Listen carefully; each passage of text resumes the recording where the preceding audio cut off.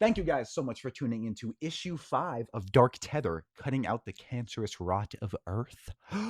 This is issue 5 of 6 issues. This is a superhero miniseries we're running here on Hydra Studios. If you're interested, we also have a D&D campaign called the Coral Council. And we have a Song of Ice and Fire campaign. The Coral Council campaign has 4 or 5 players. It has a full party. This is a one-on-one series we have, and we have another one-on-one series called Beneath the Gold, which is about the 4th Blackfire Rebellion and A Song of Ice and Fire. Oh, and then we're also on Monday. We are streaming the last part of the 2-parter Greek one-shot we have called Songs of the Blind. I am so excited. It's set in ancient Greece. It's set in Thebes. This isn't like a giant spoiler. This could be only people would be interested in this. Book 1, the names of the episodes are called books, ends with you guys finding an oracle trapped under Thebes, and the oracle is Oedipus. He has been trapped there by Creon, who is Oedipus's Bronco-in-law. Oh. Which shows a little bit of a deviation from the canonical story of Oedipus. Perhaps you guys can help push it to the canonical, or perhaps it might change more. But yeah, those are the 4 current series we're running. Like I said, we have one more issue of this, where we've had 2 issues of our Beneath the Gold campaign, and it'll run to 7, so 5 more of that. And then we are coming to the close of the Coral Council, a couple more, 4, 5, 6, or 7. That one's way less structured with all the people, so we'll see. But after all of those finish, I'm excited to see the new things we do, because before we start our next campaign, we have a lot of fun, unique ideas. I want to look at the schedule just because of how much the color-coded schedule, because I really do like it a lot.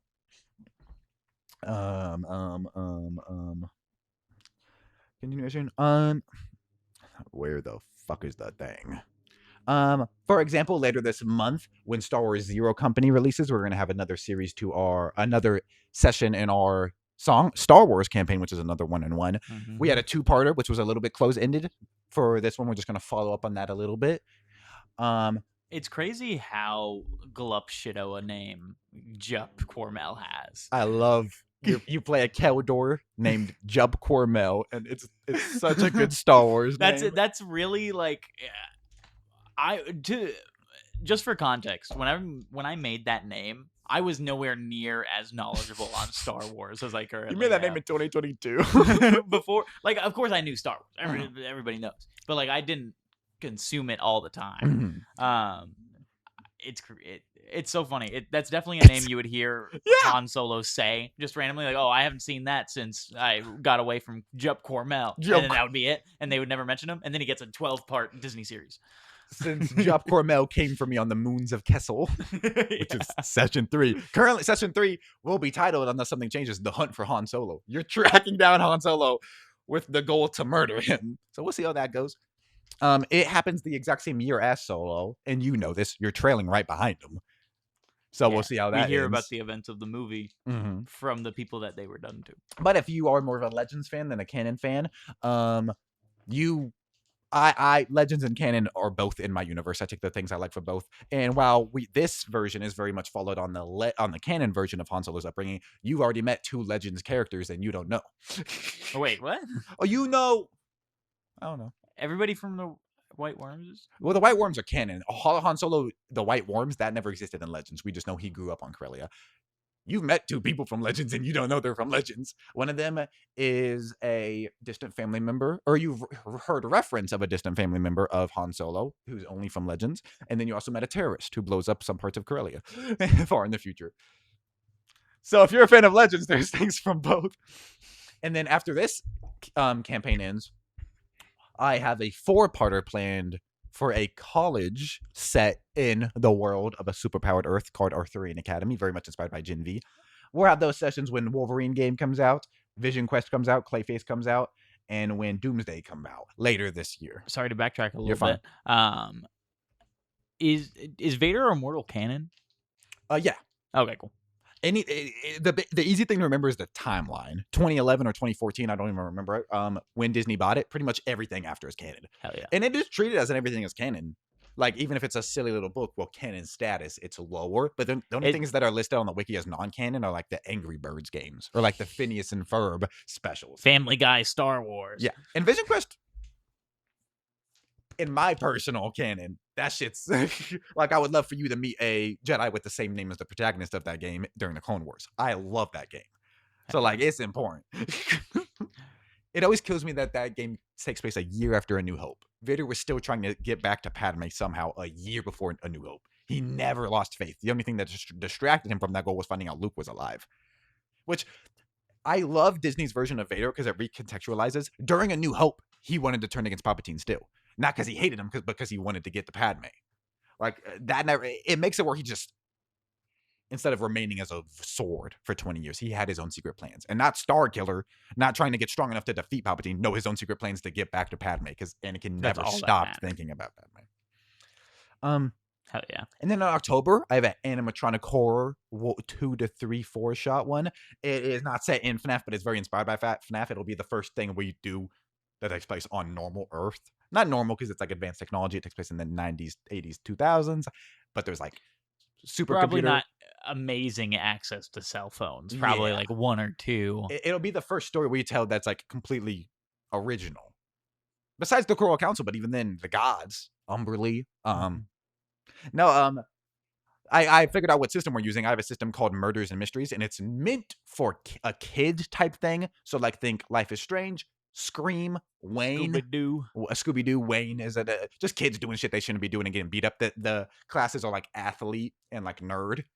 I made a real system called Murders and Mysteries Rated R, where it's adult scenarios. So you guys will have more skill points. The classes will be a little more violent. Your class would be investigator for your character concept. There's also guard and these like would mechanic. be more like Saw. Saw. Just doing a Saw one shot would be sick. I'm not gonna do this, but I told you like months ago I wanted to do something in October where I'm like, make normal people. You don't know what it's for, and then you guys come here and I go, I'd like to play a game, and you guys saw in that moment.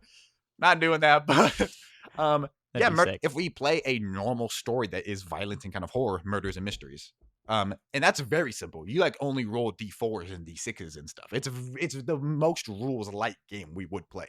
Yeah. You might go an hour without asking to roll anything. It's a lot of your just decisions, which makes sense because it's meant for a narrative first concept. That's also the system we would be using for a concept I have for a Life is Strange like superpowered one. I said this the other day when we were playing Elliot Page. Beyond Two Souls. Beyond Two Souls. Yeah, the classes would be like telepath and like chronologist. More not mundane powers, but less like elemental or like physical powers. Yeah, you could get shot in the head. I love shit like that so much. I would probably also make an alternate thing for Murders and Mysteries. That's that rule set instead of a whole new system, because I think Murders and Mysteries fits for people doing things and they can die. I don't think you should watch it in full because I don't think it would be fully worth your time. It's a very good show, but Stranger Things. You should watch. Another example for like a YouTube documentary on the OA. The letter O-A. That's a young type thing, isn't it? Yeah, it's very good. You would like it a lot. I've heard of that. It would give you a lot of ideas for this. Speaking of young shows, that's a great example of Murders and Mysteries. They're not always great quality, but 13 Reasons Why, Riverdale. Riverdale is such a good thing example for a D&D. For that. Riverdale, the OA, the OC, stuff like that. Just teenagers like dealing with drugs and guns and driving, and it's not good. And if you don't like kids getting hurt, like we had a cast member who didn't really like kids getting hurt, and I've had this concept for years. I'm like, we can't play in this campaign because I'm not gonna not attack the players. It's rough. But I'm very excited to use Murders and Mysteries Rated R, and it's for grown people. Hell yeah. Which someone still has a character concept where they want to play a kid. So I'm like, you're still playing a kid, your class will just be burglar, is the roguey thing. Jason Todd. Yeah. And then in between, very good example. Gotham, great example of the Gotham show for that. In between the D&D campaign, the Coral Council, and the second campaign we have, which is Steampunk, I want to run a Pantheon series. So you guys playing this 2-shot, Pantheon is the name of the Greek game, or the Greek system, has really helped me get the kinks out of that. And so they'll be ready to use for like a 4, 5, 6 run. Yeah. And that'll start in November, around November, to coincide with Percy Jackson Season 3. And then also in November, a one-shot, Hunger Games. I need to figure out if I want to have 4 or 3 really important characters, or if I want to get as many players as possible. Like if we can find another shooting avenue and we can get like 11, 12 players. That'd be so fun. because we can't do it here. That'd be very fun.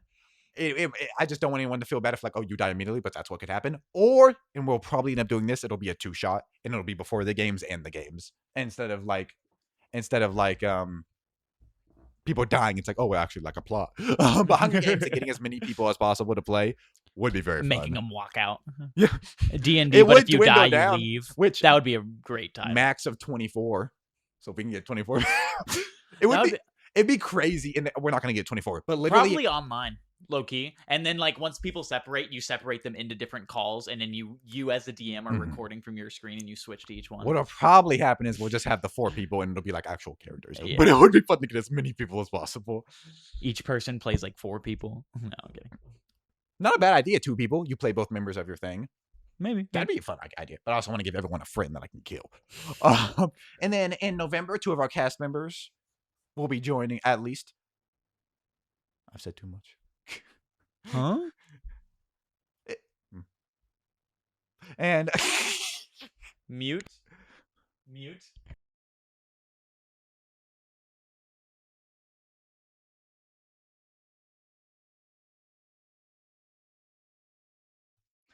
Nothing was said. On a separate note. And yeah, that's really all we have planned. And then all the way in March 2027, Jake will be doing an arc for us, maybe. That's far distant. And then things I'd love to do: medieval DC world, Batman, like Bat Knight, Last of Us. Last of Us 3 comes out sometime in 2027. Definitely want to do a Last of Us one shot. Last of Us, you mean season 3? Bro, imagine if I looked you in the eyes and I said, "Oh, and when what's the next book? The Winds of Winter. When the Winds of Winter comes out in 2027." Dog. And then Wolf Among Us, the video game 2, comes out also 2027. Love Fables. Your character concept for that is one of Shrek's kids. Why have they not done a Wolf Among Us show yet? I don't know. So easy. It would be so easy. Genuinely. That not even like literally just rip the game. Not even like, oh, I like this and I want to make a game or I want to make a show of this thing. I like it. I've made concepts for a show outline because it would be so easy. Genuinely. It could be like legitimately. Who made the Arrow show? I can't remember right now. TW. It could be that quality. That wouldn't be bad. Oh yeah. I talked about this. Like the Flash quality. Last thing we streamed, I talked about this. If they just made things that were fine, it would be great. Like instead of Doctor Who. People love Doctor Who. It's not like amazing like quality. The amount of DCU shows that have been canceled recently, like Booster Gold got canceled. Cast Glenn Powell if you want Hollywood people, or Shane Top if you want YouTube people. Adapt his most popular run. And if it's mid, at least we have Booster Gold in the universe and he can appear in other shit. But no, that got canceled. The Waller show got canceled. Half the shit got canceled. It's because of the merger and shit. Yeah. But like, if you like, oh, we cancel this show because we can't get it good. You put out poop half the time. Like, the Booster Gold show got canceled. Cast an actor, whether it's one of these 2 people, that different groups of people were like, adapt his most popular comic. And if it's fine, that's okay. If it's bad, that's okay. You have Booster Gold now. You're not gonna lose money. That's so. And then I want to do a one shot maybe an arc in the Crown of Candy universe from Dimension 20. I love it so much. That is it. And then we're gonna tag Brennan Lee Mulligan, and he's gonna show up, and he's gonna DM it for us. I would pass away if he came to your home. I don't have like a celebrity worship on many people. Brennan is such a good dungeon master. He is legitimately very fucking good. I shouldn't say this type of thing because this is how people then have allegations thrown at them because of bad luck. Oh yeah. But he's never done anything wrong. I would be genuinely surprised. He wants to go by Bleem instead of BLM because he does not want people to think like he's associated with Black Lives Matter. He's that humble and he wants BL lowercase. He wants E-E-M. the focus on that organization. Which like I wouldn't even think about. And he goes by Brennan Lee Mulligan because his parents divorced. And his name is Brennan Mulligan, but he loves his mother, so he goes by Brennan Lee Mulligan. Which is a way cooler just name. But just like something that like minor. Like I don't even think if you loved your mom but they divorced, I wouldn't even think to do that. Mm-mm. Which I've never had to. But my parents are doing. I don't need to get into it. Anyway.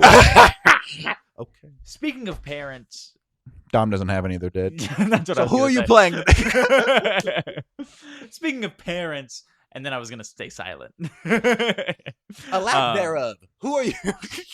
God. I am playing Dominic Novikov. He is a human. He is a bonded class, subclass, symbiotic entity. Soul. Soul is the It doesn't matter. Which I renamed. Which I might go back and forth in this, but I recently, because we'll be doing the Arthurian Academy, and I wanted the classes, I recently sent all of the classes to the thing, and they were Powerhouse, Speedster, Morpher, Technopath, Spellbinder, Energist, and I renamed it Bonded to Host, because I think that, I don't know, just sounds cool. Straight up sounds cooler, but I also think it's more of a better, because you would think, oh, host only applies to your subclass, but also like you're a host for a magical item. I don't know, host I think sounds better than bonded, but honestly, in the moment, I'm thinking not. I liked it when I changed it on text. Now I'm saying it host versus bonded. Host sounds negative. Bonded sounds like that can be a choice, or it was done to you. Yeah, I agree. But I also do like host. Host sounds cool.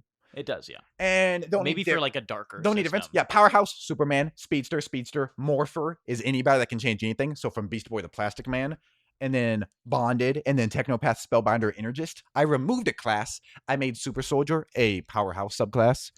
This would be really hard for you to do, so you can disregard this completely. But that would have been awful. I tried to point a gun at you like, I don't want to do extra work, and then I tried to murder you. I'm so sorry. But what I was thinking, to keep the classes more like narrowed down so that it's not like, oh, you can bend fire to your will, and then that's the class. You could have specific villain classes and directly mirrored hero classes so that their abilities directly are heroic or villainous. Similar to GURPS, which is called General Universe Roleplay Roleplay System, you can literally use the system to do anything because there's like 1,000 abilities. I would love to just have like a list of 1 billion abilities, and like laser vision, these classes can use it. Like basically you're all playing spellcasters, cool, but it's a lot of effort. So for now, like I would take the ones that have access to laser vision, and it's just like kind of like currently the class spell lists.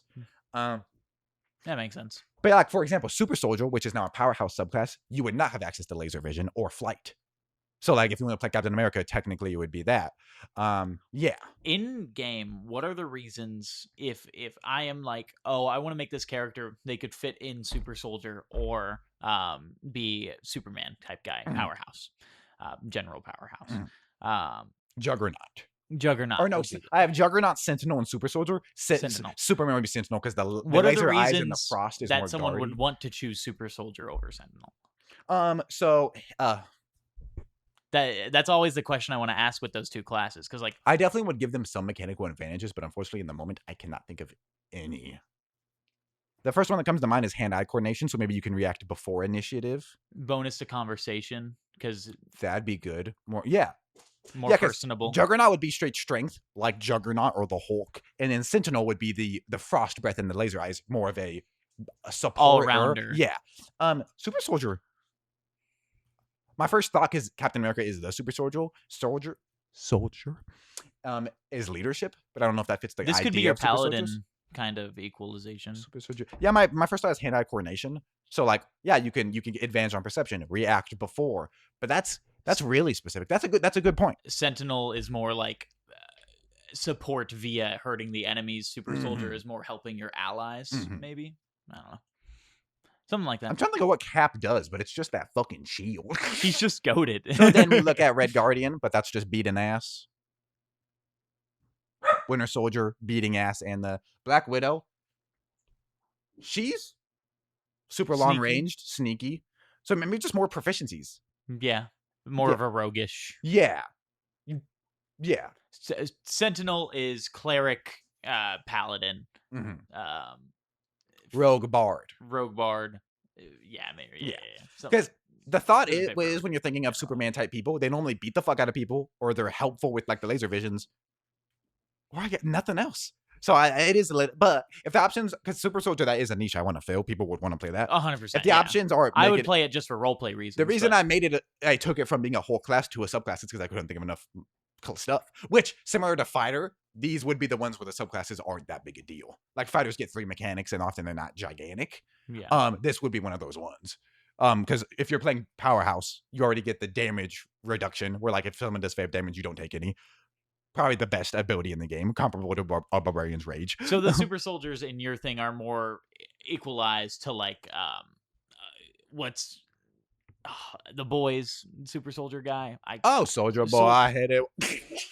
I don't know why I wasn't able to put that together. But so all of them are more Soldier Boy adjacent rather than like Captain. Because if you think of those people, like Black Widow, super unique. Yelena, just Black Widow. Winter Soldier, an arm, Cap, the shield. Red Guardian's really the only straight super soldier, I would say. And he just beats the fuck out of people. So maybe you get like if fighting styles exist, you would get much more than the other 2 subclasses would have. Yeah, I would say just reliability. You can't fly or you can't laser, but it's gonna be maybe better health. Even though I don't know if that makes sense. I don't know. We'll find the niche. But also higher like armor stuff can. No, it's just that Sentinel will have that too. Well, but Superman, Martian Manhunter, they just take the hit. Captain America does block. So harder to hit, but less of a damage buff. Yeah, that'd be pretty good. I like that. It fits with the reaction too. No, like for example, and stuff. Oftentimes you look at a class ability and you're like, this is what it is. This is what it is as a class ability. How can I change it for like lore and it makes sense for my character? This would be a ton of that. Because for example, if you want to play Bruce Wayne, you'd have to play a super soldier, even though like the mechanics are you have powers. So instead of getting like if you wanted to play something, this would be the most reflavoring system ever, which is fine because fits the thing. Hell yeah. I liked this idea I had a lot for a speedster subclass, elementally infused. That's its own subclass where you can do spells or you can do elements. And we only think of like the Flash and Lightning, but Quicksilver doesn't have air, but he could definitely be like an air thing. Trackstar is a character I've had for the college for years. He has fire. So you can see where the fuck he went, but also he can encircle people in fire. Mm-hmm. I like that a lot. Wall of Flame. Yeah. Trailblazer. Mm-hmm. The most unique one I like is Energist, which is something that I feel like people don't think a lot about, but like Starfire, Starlight from The Boys, Gwen Tennyson. That's a concept you forget easily, but it is very cool. Energist. It's a very it's a very fun idea. Cloak and Dagger. Yes. That's a very good example. And you could just not include that concept, and not many people would want to play it, but I like that a lot. I mean, it's because I watched a lot of Ben 10 growing up. But anyway, that is cool. They would have. Because Raven does that a lot of the time, even though that wouldn't be her main class. Like maybe a multi-class if that's She'd be multi-class Spellbinder and Energist. Spellbinder? That's one of those ones where I hope no one wants to play it because I have to make literal magic. But if people do, it's exciting. Similar to our Song of Ice and Fire. If we had a party, I'm like, please no one play a Godsworn or a Godsworn. Or a Green Seer. I was going to say a mage, but I think I'm going to get rid of the mage class because we know so little. And I just have a subclass for Godsworn called Warlock. And it's like, you're the paladin subclass that doesn't worship a god. If you are a Warlock, you wouldn't have a god. And you would just have super unique vague abilities. Oh, gosh. I was going to say something. Now it's gone. Never mind. Well, we should start. I apologize for the. Well, yeah. Well, we're talking about nerdy stuff for the nerd show. But we are at issue 5 of 6 issues. Yes, I did, because I was sorry to derail again. My last one was made of plastic, and I was tearing it apart with my teeth while I was focusing. This looks very cool. It's pretty good, yeah. I like it. I would get so annoyed having to open that when I wanted to take a picture. I don't take enough photos. I would if I did more. And I like it because when I grab my phone, I grab it like this out of my pocket. So now I'm not smudging my camera and doing other things to my camera. I had a customer come in with a phone issue, and we can start after this. I apologize. It was all gooned up. And they couldn't get their phone to turn off. And I just turned it off, and they were like, "Oh, how'd you do that?" Because they were old. They probably just didn't know how to turn off their phone correctly. But I was like, I don't know. You just have to massage it right. You massage it right to turn it off? I was joking. Well, normally, if you're believing me. Oh. Okay. I am a 16-year-old boy right now. I don't know what that means. We need to get to the college. You're 18. You know. I think it's unhealthy if a 16-year-old boy doesn't know better. Let's move it on. No, but like I talked about this before the stream starts, and we can start right after this. But I am so excited for these things to end because of how much we have planned after it. I'm very excited because of the amount of ideas. I think that's the curse with this kind of content. You'll always want to do what's good next, along which with normally is not the case for me. I normally don't feel that way. Which I still hold love for this. Yeah. You see it all. I hear about DMs that end campaigns and start new ones immediately, and I'm like, just do what we do. Run the series. Don't like make people plan for 300 sessions. And it's way easier to keep a thing going if you're like, oh, probably 3 more sessions. Yeah, for sure. Than if like, oh well, I'm gonna start. Which yeah, I don't. That's a debate that we can have, which I don't think we could have because you don't feel this way. I don't see the appeal of 300 sessions. No, I agree. I did that because that was what you did, and oh my god, it was not fun in my opinion. Because you have to keep track of all this bullshit that like shouldn't matter anymore. And it's the idea of like, oh, well, we want to be the Avengers, but like we don't follow the Avengers for 300 episodes. We follow them for 2 hours every couple years. I wouldn't be averse to having a Avengers show. Or like a thing where like we return to them years later. That'd be a fun concept. Which I've already said I want to return to the core console, but it'd be for another 20 session thing. But I wouldn't mind having a 2-parter and then having a 2-parter 6 months later, and it's those people 5 years in the future. Like, oh, maybe 2 of them have a kid, maybe 2 of them are beefing. Yeah.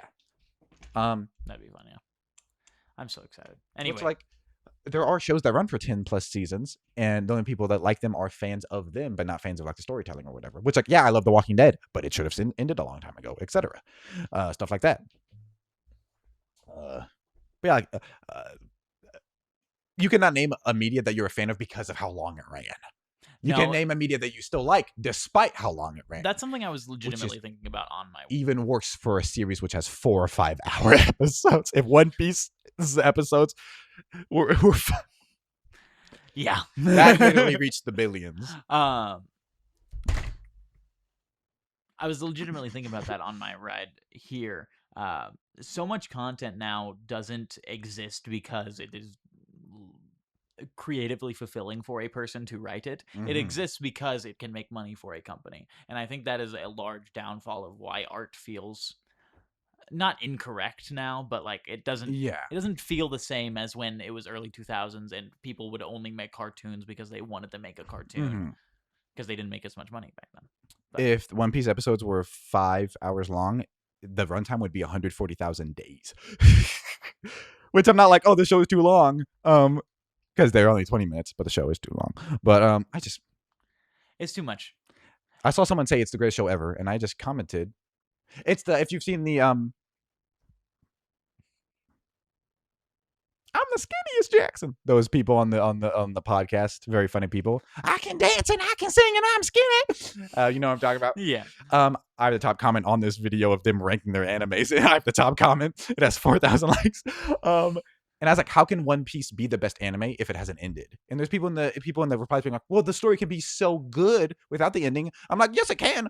But if it hasn't ended, you have to look at how good it is and how bad it is. And I know there's been some stupid sexist stuff, racist stuff in that show that people hate.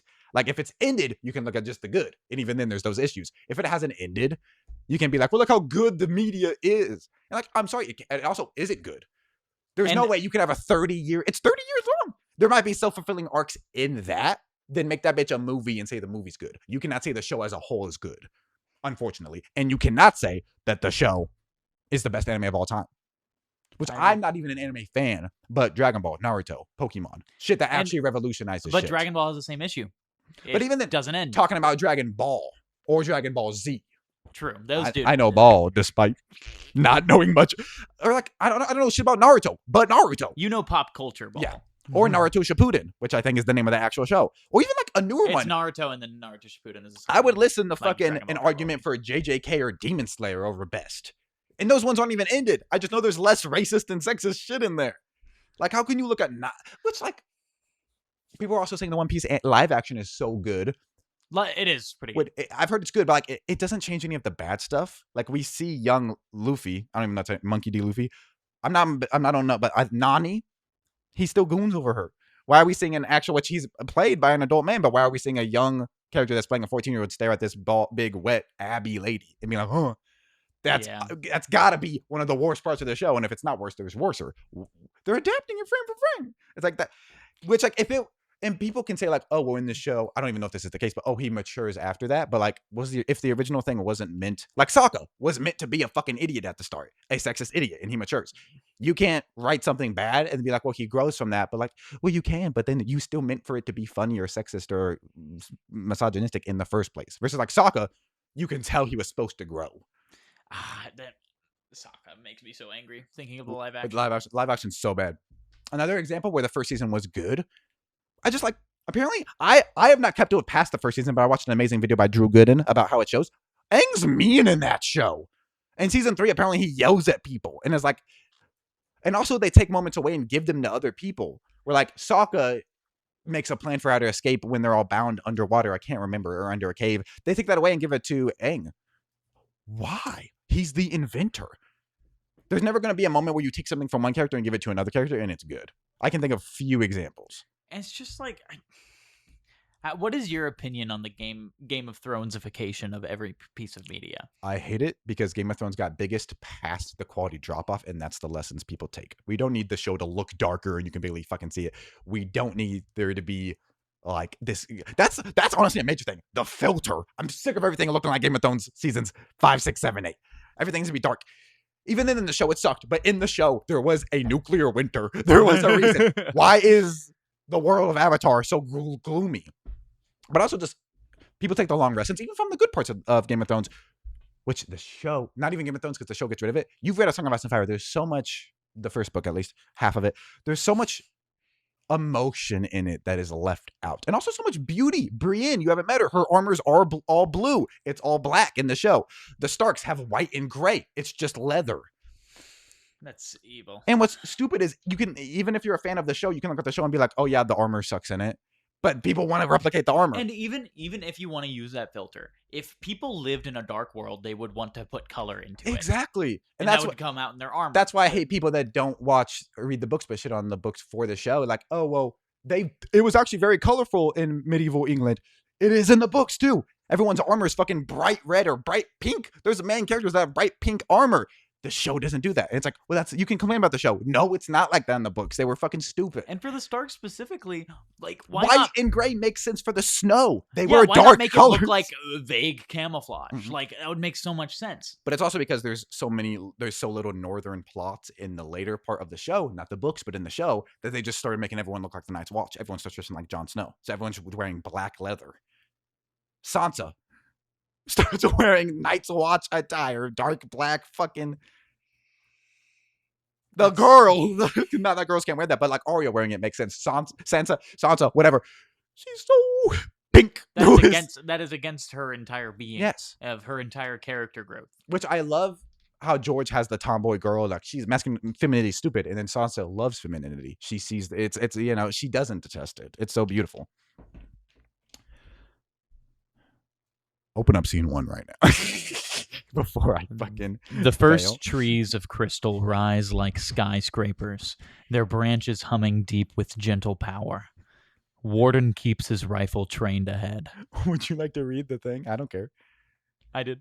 Okay. I'm saying like all of it, but you don't have it. I can't. Yeah, sure.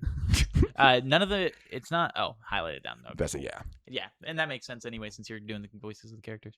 Do you want to? You don't have to. No. Go. If you're fine with that, I'm fine. Yeah. Okay. This forest, what exactly is it? The Moonmen do not bury their dead. They preserve them here. The trees become denser. Beneath every translucent trunk, faint silhouettes can be seen suspended within, like a soul within a body. They're warriors and scientists. They're young and old. They can speak to each of their ancestors for time immemorial. Their entire civilization and history at their disposal. Fascinating. So you're saying every Aquilian who has ever lived leaves behind a form of psychic imprint? Their memories are woven into this place, and their knowledge is never lost. Basically, I think it's a library. It's their library. A violent shockwave ripples through the forest as the sound of crystal branches shattering occurs. Both men sprint. Sparta stands at the center of an enormous clearing. Roots of luminous crystal coil around a monolithic structure, a center crystal larger than the others. Black veins now lace both of Sparta's arms, up her neck too. She presses one hand against the monument. The entire forest trembles. Millions of whispers flood the air. The voices overlap until they become deafening. Axiom skids to a stop. Sparta! She slowly turns. Her eyes are like voids. You know it's not me. Why pretend? She turns back to the crystals.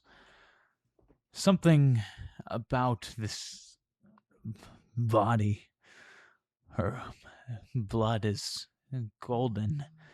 I can't make use of her, not yet, but soon. She places another palm on the monolithic crystal. They remember everything. They're the first line of defense, the safeguard to your planet.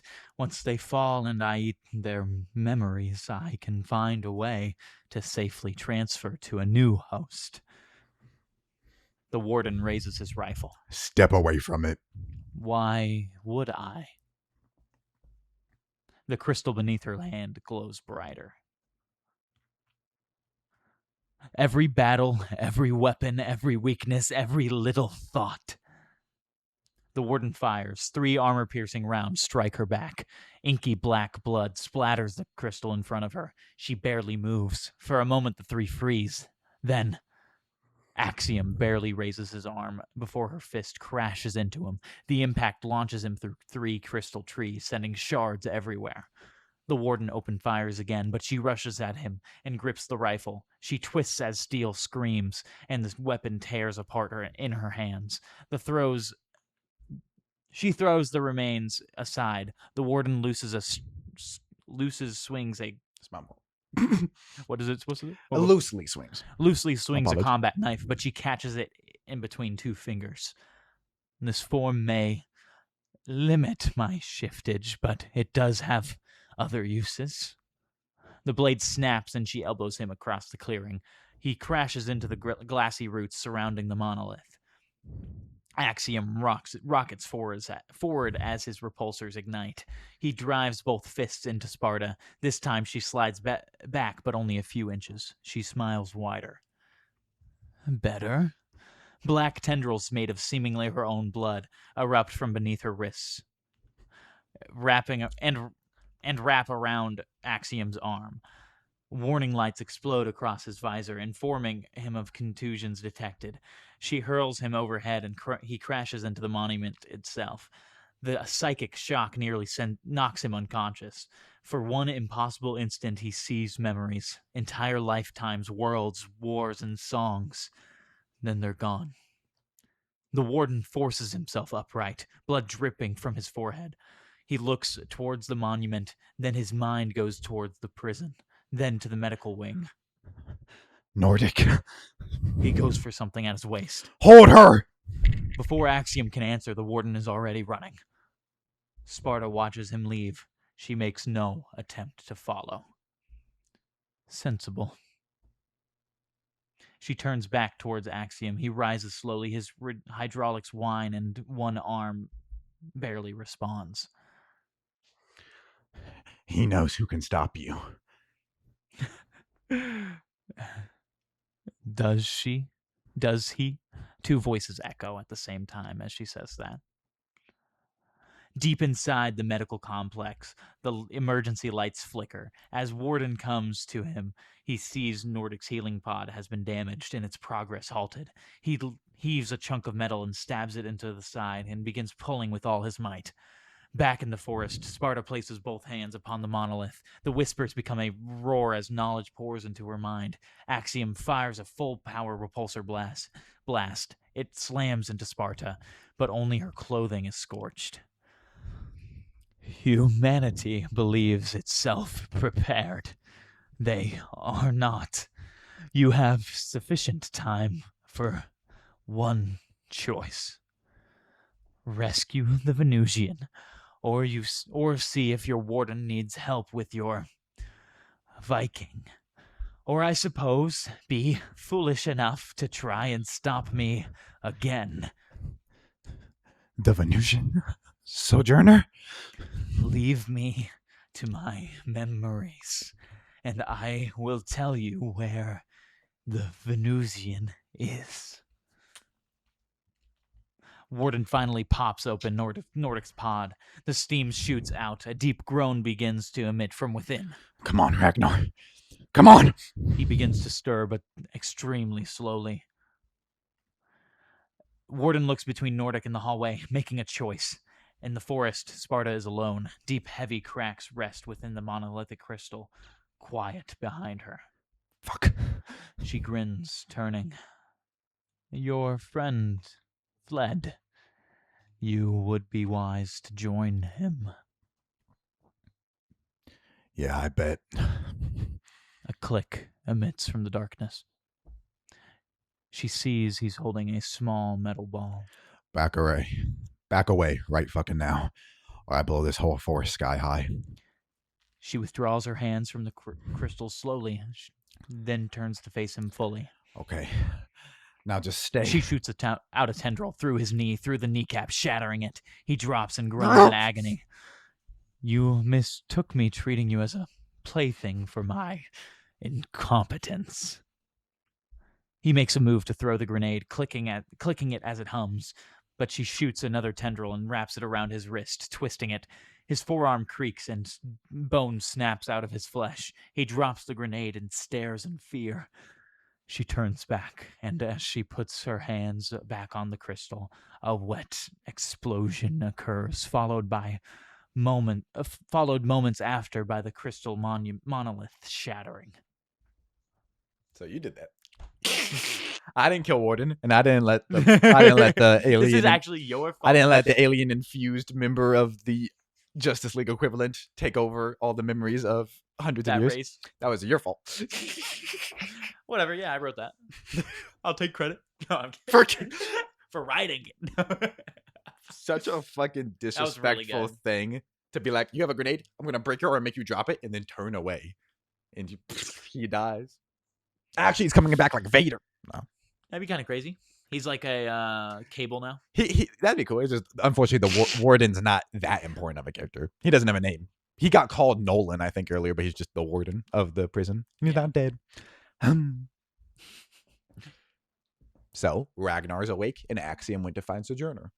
Theoretically, hypothetically, it seems like Sojourner's dead, in my opinion. He's dead, and that was just a distraction for nothing. You would think so, because why would she leave him alive? But also, Axiom's a smart person. He might be able to see through her lies, but it is weird. Or maybe he's infected, and then he's just going to kill. But who knows? I don't know. It's weird. Okay. So, that was the moon. But currently on Earth, which it's still 2026 on the moon, or 2028 on the moon, but on Earth, it is 2028. We are in the city of New Caldera. You are a 16-year-old second-generation Russian American named Dominic Novikov, and you are bonded with the same thing that is cursing Sparta, but a separate entity. Just a little guy. He's not bad. He's good. He's a good You're guy. Good. Same creature.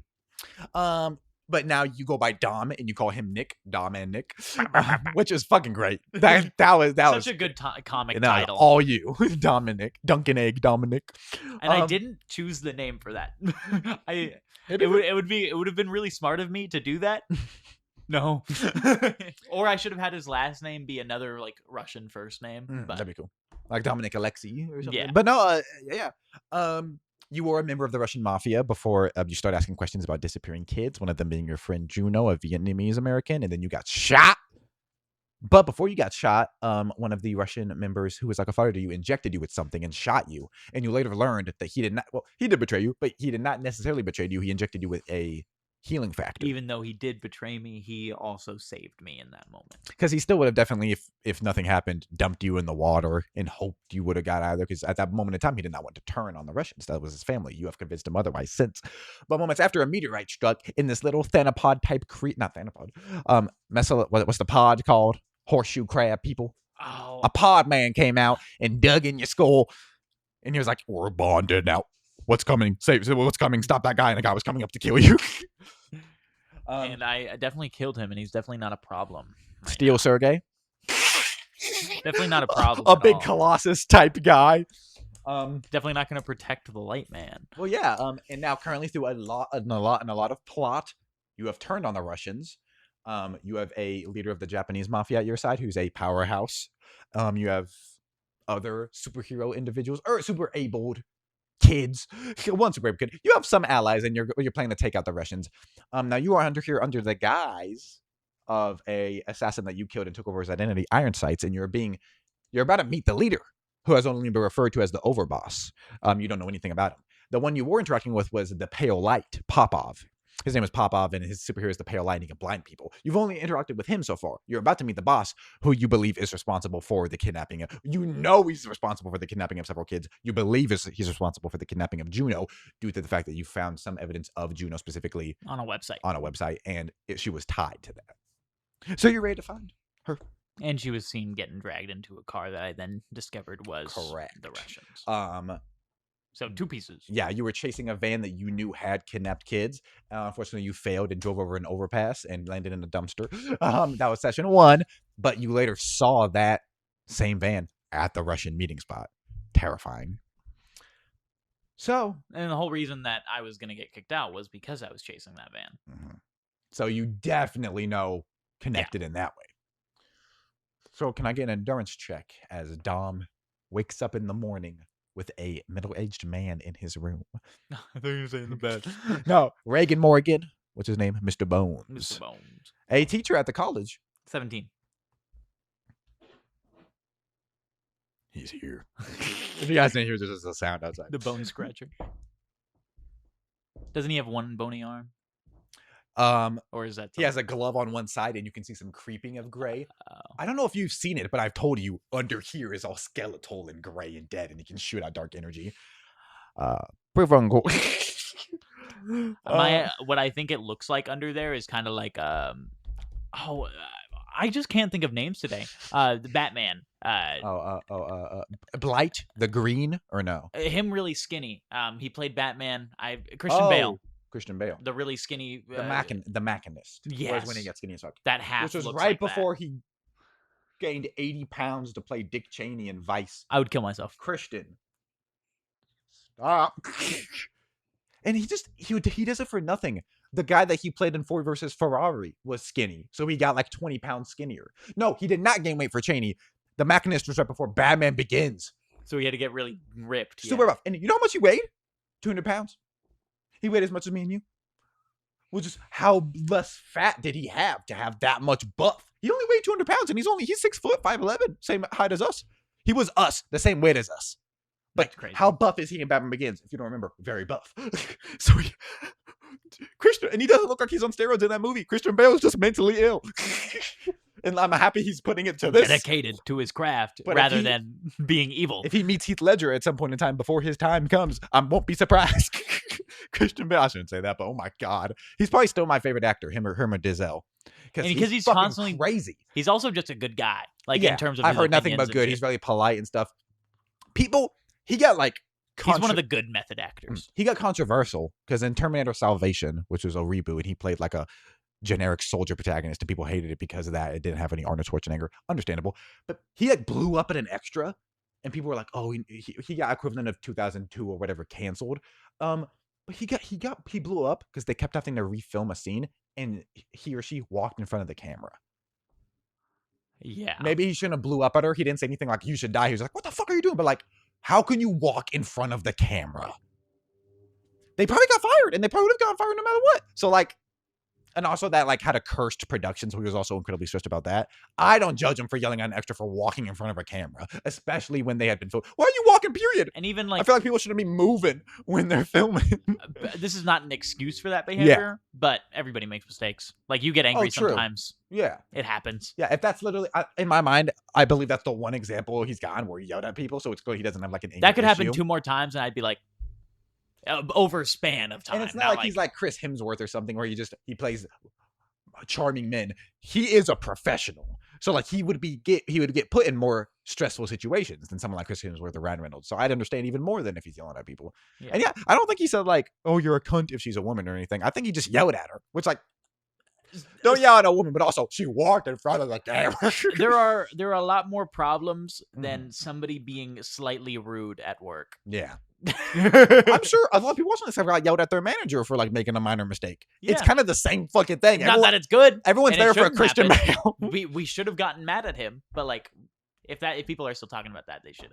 Yeah, I haven't seen anyone do it recently, but I believe that's like the only thing.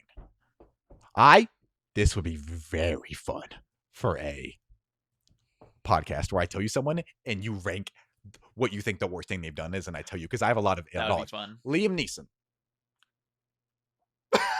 The Taken movies make me think he has talked to children inappropriately. Luckily, no. Okay. And this is a little dark, so that would be a 9.5 out of 10. Oh, if he did that. Yeah. What do you think he's at? A 10 is murder Kevin Spacey. Or Kevin Spacey, who did murder. Yeah. All the people, like he had like 4 witnesses in his pedophile case die. He legitimately killed those people or hired an assassin to kill them with his money and connections. He's a murderer. I didn't hear that. That's insane. No, yeah. He never got convicted of pedophilia because the people that kept coming forth died. He's a scary motherfucker. Awful. Liam Neeson, rank him out of 10. 9.7. I would say a 7. Now, this is a little darker, so I'd have to veer away. Unfortunately, his daughter was assaulted all the way by a black man. But he said that after he found that out, he walked the streets with a baseball bat and was looking for any black guy. And he has said since that if he saw a black guy, he would have attacked him with a baseball bat. He was also very drunk and an addict at this time, but like, and he's not above making fun of himself. Atlanta, the Childish Gambino show, Donald Glover had him on, and Donald Glover's character talked to him and was like, "Why'd you do that?" And he goes, "I don't know." So like, he's not above making fun of it, but like, that's pretty bad.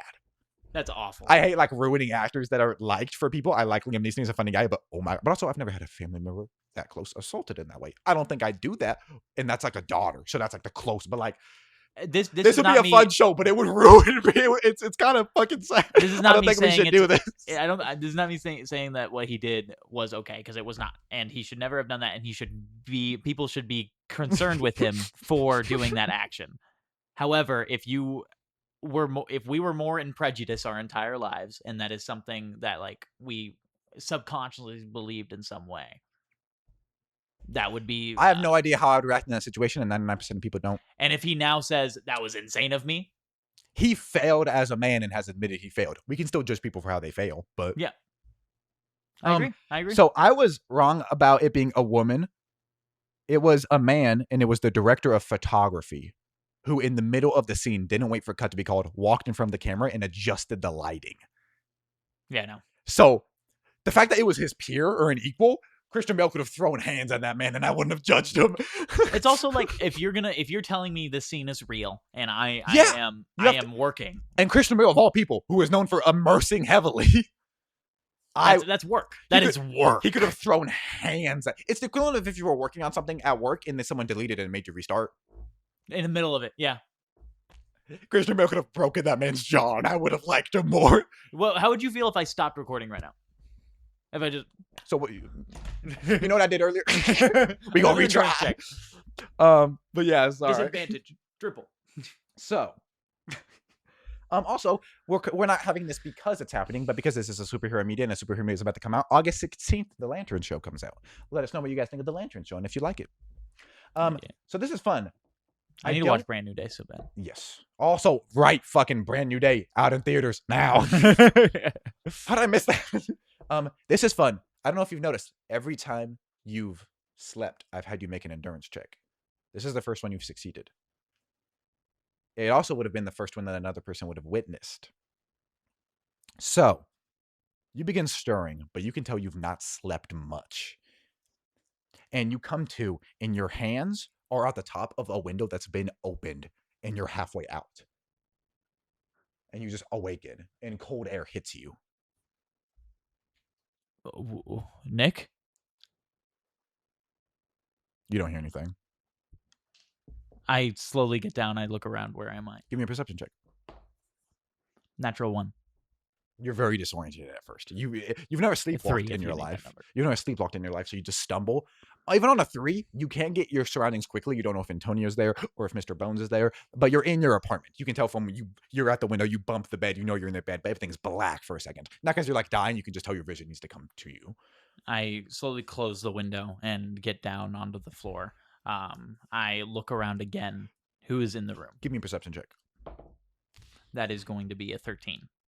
Mr. Bones is in a chair, asleep, silent. He could be faking it, and he has his gun out, just on his lap. And Antonio, where's Antonio been sleeping? There's 2 beds in the hotel room. 2 beds? He's just, right. I was like, I don't think, because I knew if it was like the bathtub or the couch, you would just have you do that and not in the bed. So 2 beds. He's in the other bed, knocked out. Cool. I try and wake Nick up. Give me an endurance check. What's fun is, no, I don't want to say too much. You feel like give me an insight check. That is going to be a 17. Isn't it nice to not have to switch character sheets? I know I was talking about some Power Campaign, you play 3 characters, and sometimes you have to fucking, sometimes cinematically we switch between them, and you're like, and sometimes I use the wrong number for the roll, but it's fine. I'm probably asking of you to play multiple people. What I'm probably going to start doing, and I'm telling you now, is if that happens again, I'm not going to say it afterwards, and I'm just going to keep going, and we'll just ignore it. That's right. Because it just, yeah. It's something that's going to happen. Unless it's something major, I often don't retcon like, oh, I should have had a +1 to that, or I should have had like a... Yeah. It's not going to make that big of a difference. Exactly. But if it was like a death saving throw or something, definitely we would There was the other day it happened, and I'm pretty sure I told you, but a cool moment happened because that mistake happened. I'm like... yeah. That'd be... Hopefully I would have rolled a 1. What'd you get on your insight? Apologies. 17. 17? You hear what you think is a forced... like waking up that you think is fake from Nick. What's going on? I was climbing through a window. I woke up. What? I woke up and I was climbing through the window. What time is it? And you feel your fed like not forcefully, but like he guides your head and looks at like a clock. You went to bed late night. It would have been like 11. It's like 11:30. It's right after you fell asleep.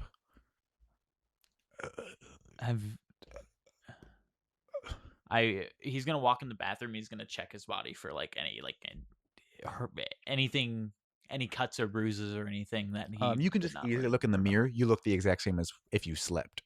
It seems like if you were going somewhere, you were stopped before instead of coming back in. I am also going to try and remember if there are any cuts and bruises that I don't remember receiving.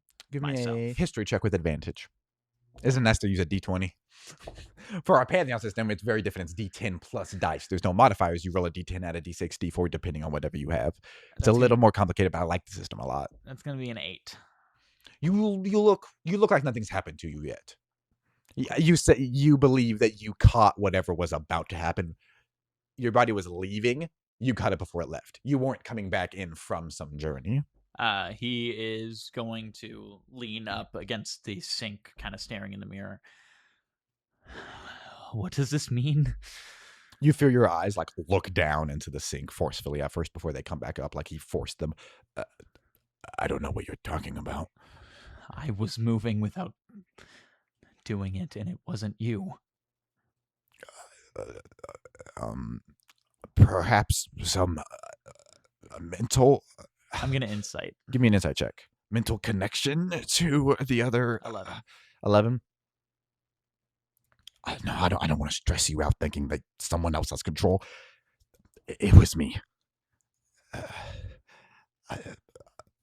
I've been going to the countrysides to eat cows and other livestock when you sleep. Another insight. Insight check?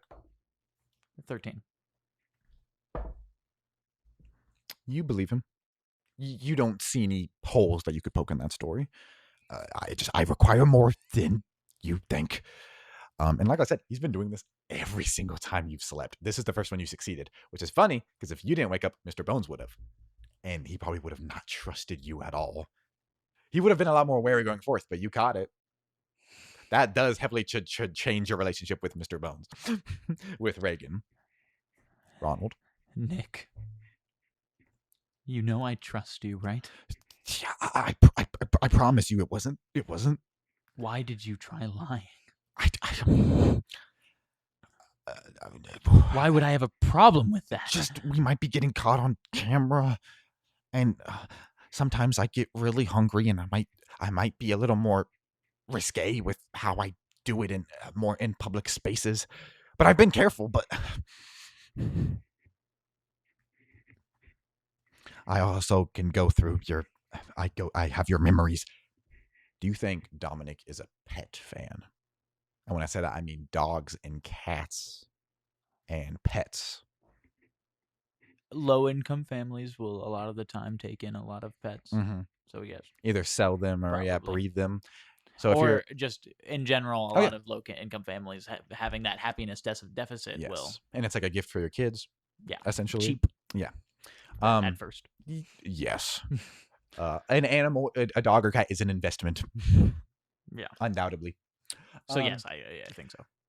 You get quick flashes of you like holding a little dog and tearing its entrails out. And it wasn't always cows and pigs. And you get things that like don't sadden you, but also just it's a lie. He lied to you. Rats being torn and like raccoons. It seems like he did not tell you how hungry he was, and he has been eating a lot every night, including things you might not like dogs or cats. I understand. I'm sorry. You're fine. He sounds like a scolded child. I didn't mean to make you sad or...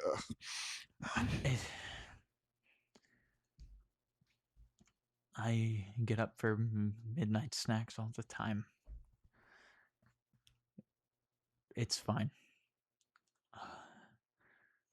I do think I should go tell Mr.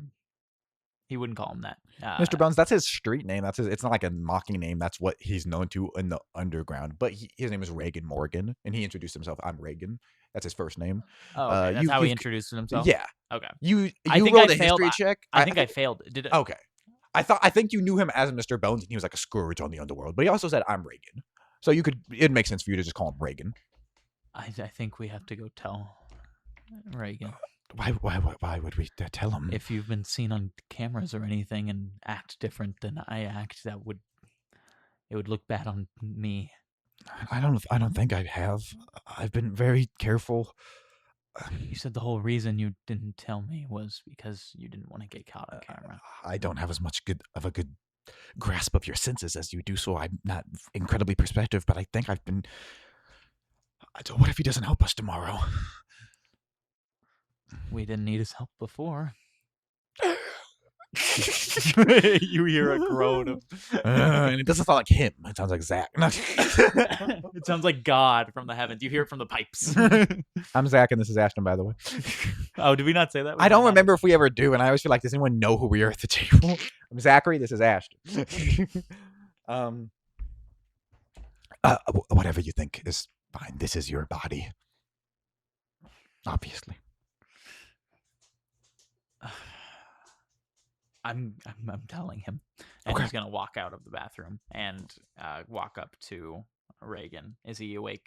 He's like in a posture where he has his hands over the gun with it aimed at the floor and just his head slumped. He could be like, he looks like he's resting his eyes, but that's how he looks like when he's asleep, it seems. Reagan kicks him in the foot.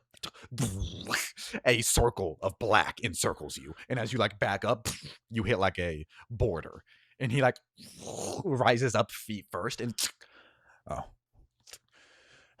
Jesus fucking Christ! It dissipates. Is everything okay? Yeah. What the fuck? That just happens?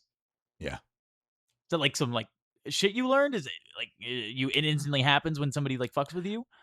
I didn't learn it. Most of my stuff just comes from like a bonding of my abilities and my emotions and thoughts in that moment. It's fucking scary. Yeah. And can I help you? I love Dom berating people randomly. What the fuck's wrong with you, Meemaw Dom? Yeah, like what? Sorry, it's fucking scary. Why would you do that to somebody? Okay.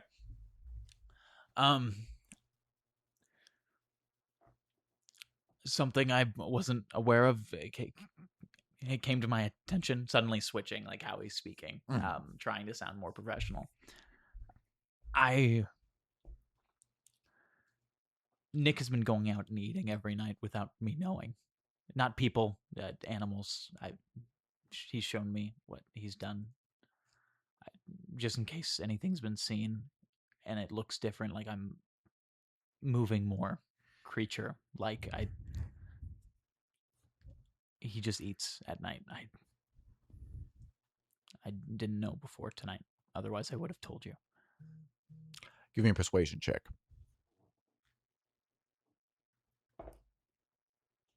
2.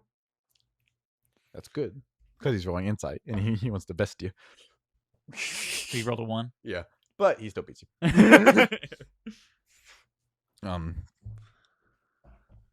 That... Because if I had high persuasion, that means... that is difficult. It's like... How is that? I think it should just be a DC that you decide. Because deception makes sense. You want to beat it. Intimidation makes sense. If you insight, you can tell they're not wanting to hurt you, or they will, but you can be fine. Persuasion. So if it's contested, he wants to see... whether honestly, he believes you. And I think this role should be how well I demonstrate my point. Because I think it is either case they believe you. So if you roll high and he rolls low, he believes you. He just doesn't like innately have like, if like you're saying like, oh, it's just weird for it to be a bad thing for me to roll high. Right. In my opinion. I think because either way it is a success. I think how it should be is that this is how well I give my points to him. If I give them very poorly, I'm stuttering. It sounds like I'm lying, even though... Because I'm trying to think of like other DMs, and I do think that I haven't seen them roll like insight on a persuasion. It is just a DC. So I think, yeah, you're correct. I need to not roll insight on persuasion. Cool. Good job. No problem. You died. We don't have to do this for this specifically, because... No, you're fine. But it's whatever you want to do. Okay. You got a handle on it now? Nick? You don't feel anything? He told you? We were crawling through the window and I woke up. I didn't have anything to fear before. Not fear. That's not the right word. He's fine. Well, he hasn't done anything wrong.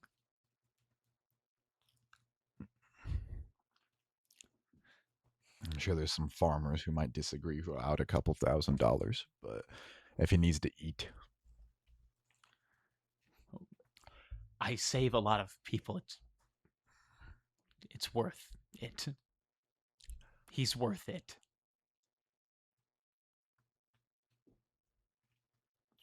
If this partnership becomes long-term, we can work something out. But currently... Luckily, I don't need to sleep. I just like to. I'll stay awake the rest of the night. And then after tomorrow and after all the bloodshed, I'll see if this is something I need to handle for an extended period of time. Okay? Okay. You're not going to hurt him, right? I can't hurt him without hurting you. You're not going to hurt me, right? Go to bed. He kind of like... He was hoping you wouldn't ask after that first question. Well, I couldn't hurt him without hurting you. He kind of like... Dom kind of sideswipes his leg with his leg as he goes past and goes under the bed. It's so sad that the people that have looked out the best for you... Like Lily, she shot you. Reagan is definitely willing to shoot you. This kid has an AK-47 and he might turn it on anybody. That clip of the Planet of the Apes monkey. I saw fucking a tweet on Twitter that was a meme, and it said, "I just got given the company card," and the gif was of like a pirate giving an AK to a real chimp who starts waving it around. Got given the company card. So fucking funny. But yeah, Dom then flips the blanket over him dramatically and goes to bed. Yeah, literally, I've had you roll an endurance check every time you've woken up to see if you woke up in the night. That has happened literally every time, and this was the perfect time for it to occur. I'm just lucky Protean had awful security. Oh, yeah. Well, it's safe below the lower deck. It's not safe above. And there were some defenses, but you figured out how to bypass them because you snuck on a Protean's land the first time before you actually went there. Therefore. There's like a line. You see it? Well, yeah, there is. Charlie, who do you think you are? I don't know why I thought that was so cool. Because your mama. Probably. Okay. She gave me autism. What? You think it came from her? And not... Moving on. That's so fucking funny. The psychology of my mother and father notwithstanding. Yeah, so you just head on back to bed. You don't need to roll anything else. And we'll see how that changes in the future if you have to make an endurance check or not. Teehee. I didn't tell him not to. So in the morning, some time passes. You wake up. You had an alarm on your phone set for 5:36. That early on was when the meeting was happening, when it was still dark out. And you wake up and you see not it's like staring at you, but awake and conscious is Reagan. And Antonio's not awake yet. And you have to get ready. You got still under the covers. He like kind of turns and sees him sitting there and still awake. And Dom was gonna say, "Do you like play games on your phone or something? Like during the night, or you just sit there and like stare at the wall?" I recant. I've never heard of that one. He gets up and starts getting ready. Reagan's intrigued by this kid. I made a lot of mistakes in my life to get to this point. I like going over them in my head and seeing how I could have changed them. It preps me for the mistakes I might make in the future. Every decision is a mistake if you think about it that way. You have to choose to live, not choose to do things right. Well, that would be the issue, wouldn't it? Choosing to live. I guess you're kind of... He like runs off to the bathroom, skittering. You're fine. Yeah, Reagan's dead. He's very much in a necromantic state. He's Tutri. I made this character in 2022. I think this might have been I need to stop laughing like that. I keep fucking... You're fine. It's really bad. Wow, I never really noticed until... No. I'm joking. I do it so often. I'm joking. One thing I'll never make fun of is somebody's laugh. Because that's literally their emotion. The most manifested version of their emotion. But the issue is that that's not my laugh. It's something I've just started doing recently. I think I do it too. Maybe. I don't know. No, Reagan, I think, was the first teacher I made for the Arthurian Academy. And it was because I still like it, but I was obsessed with Dexter when it first came out. And I made 2021, 2022 was when I first started watching it. That's not true. That's when I was watching this spinoff, not New Blood. Whatever the one is where he's at that. Bad Blood? No, a New Blood. It is New Blood. Oh, okay. Yeah, because then Original Sin is the prequel, and what's the new show? I don't know. Who cares? No, I'm kidding. But no, Reagan Morgan. Because if you don't know, Michael C. Hall is like the face claim or the whatever you want to call it, the fan cast for that character, and he was like one of the first OCs I ever made that had like a full-fledged backstory and stuff. He's dead. Gone, buried, gone. And he's pretty fucking cool. He has necromantic powers. He can shoot beams of darkness, and just like Mr. Negative, because that's also when I played Spider-Man for the first time, he can like infuse that darkness in his gun. That's why he has a gun, because he can shoot dark beams out of it. And if he took off his clothes, half of him would be skeletal and deceased. But that's the interesting question. That other half, it looks like gray, but like it still like works. So like, what state is he kept in? It is very much Tutri. But everything about Tutri, your D&D character, which is very much like that, half dead, half alive, that all came from you. So crazy. We just like the same kind of characters. Yeah. Sad bastards. Joel Miller. Another very good comparison. He's also a living dead man, kind of. He is dead in terms of the person he was before the apocalypse, and he knows that and he feels that. I think that's a very good way to say it. Which is the same case for Tutri and Mr. Bones. It's just in a fantasy world, you can make that more exact. Him being half dead, Tutri being half dead is just a reference to that arc or whatever. That type of pirate is dead. Yes. That type of pirate, yeah.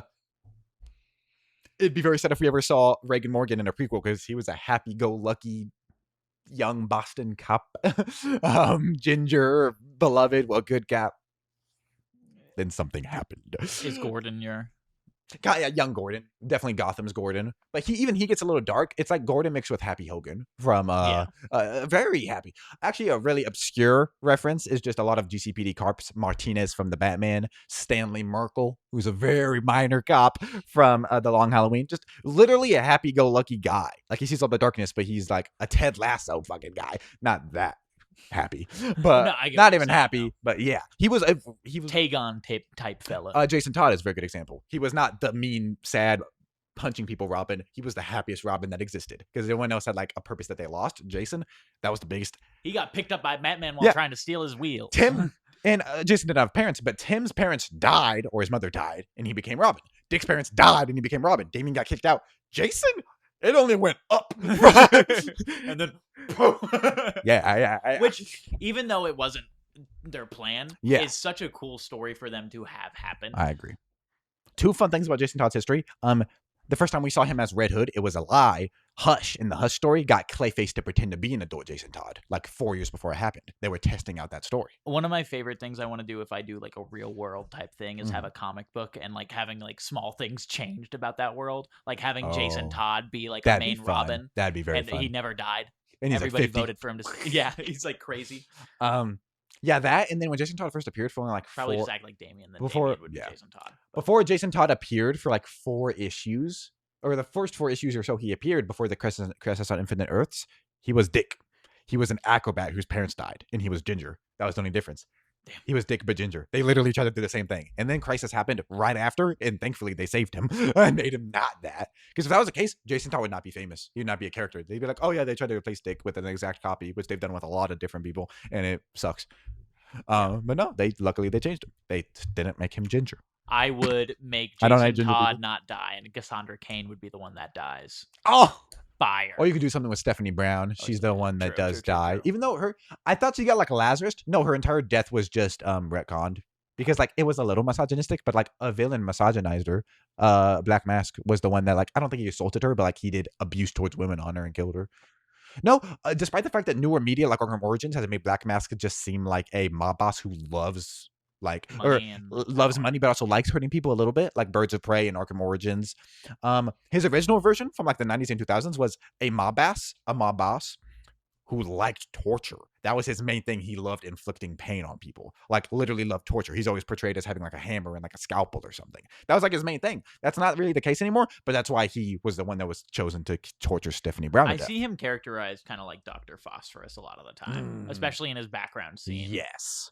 Very similar vibes. Him and Blight. Just being crazy. Which and like Dr. Phosphorus was the Batman Beyond. They made Blight, which was Batman's in the comics. Because they could have used the same thing, but like, well, what if this world ever gets to Terry McGinnis? They made a prequel version of him. Those 3 characters, if you wanted to composite them in the one character for an alternate universe, would be very good. And Mr. Death.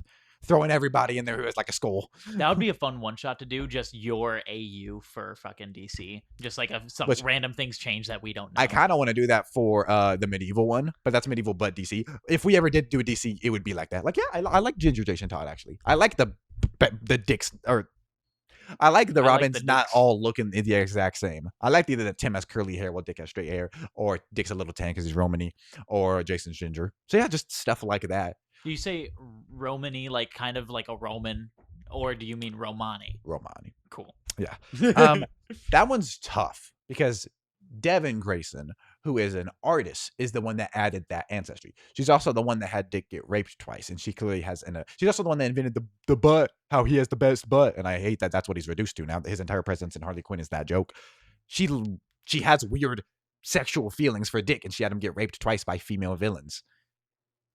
Weird. Devin Grayson's a creepy lady. She's the one that introduced the Romani aspects. So it's easy to be like, oh, well, that just doesn't exist. But it is a part of his character now. And even then, the main thing it's okay to take the good things from bad The main thing that's annoying is people say he has to be played by a Romani actor. I don't know why I keep saying it. That wouldn't be bad. But even in the original retcon she did, he's only 25%.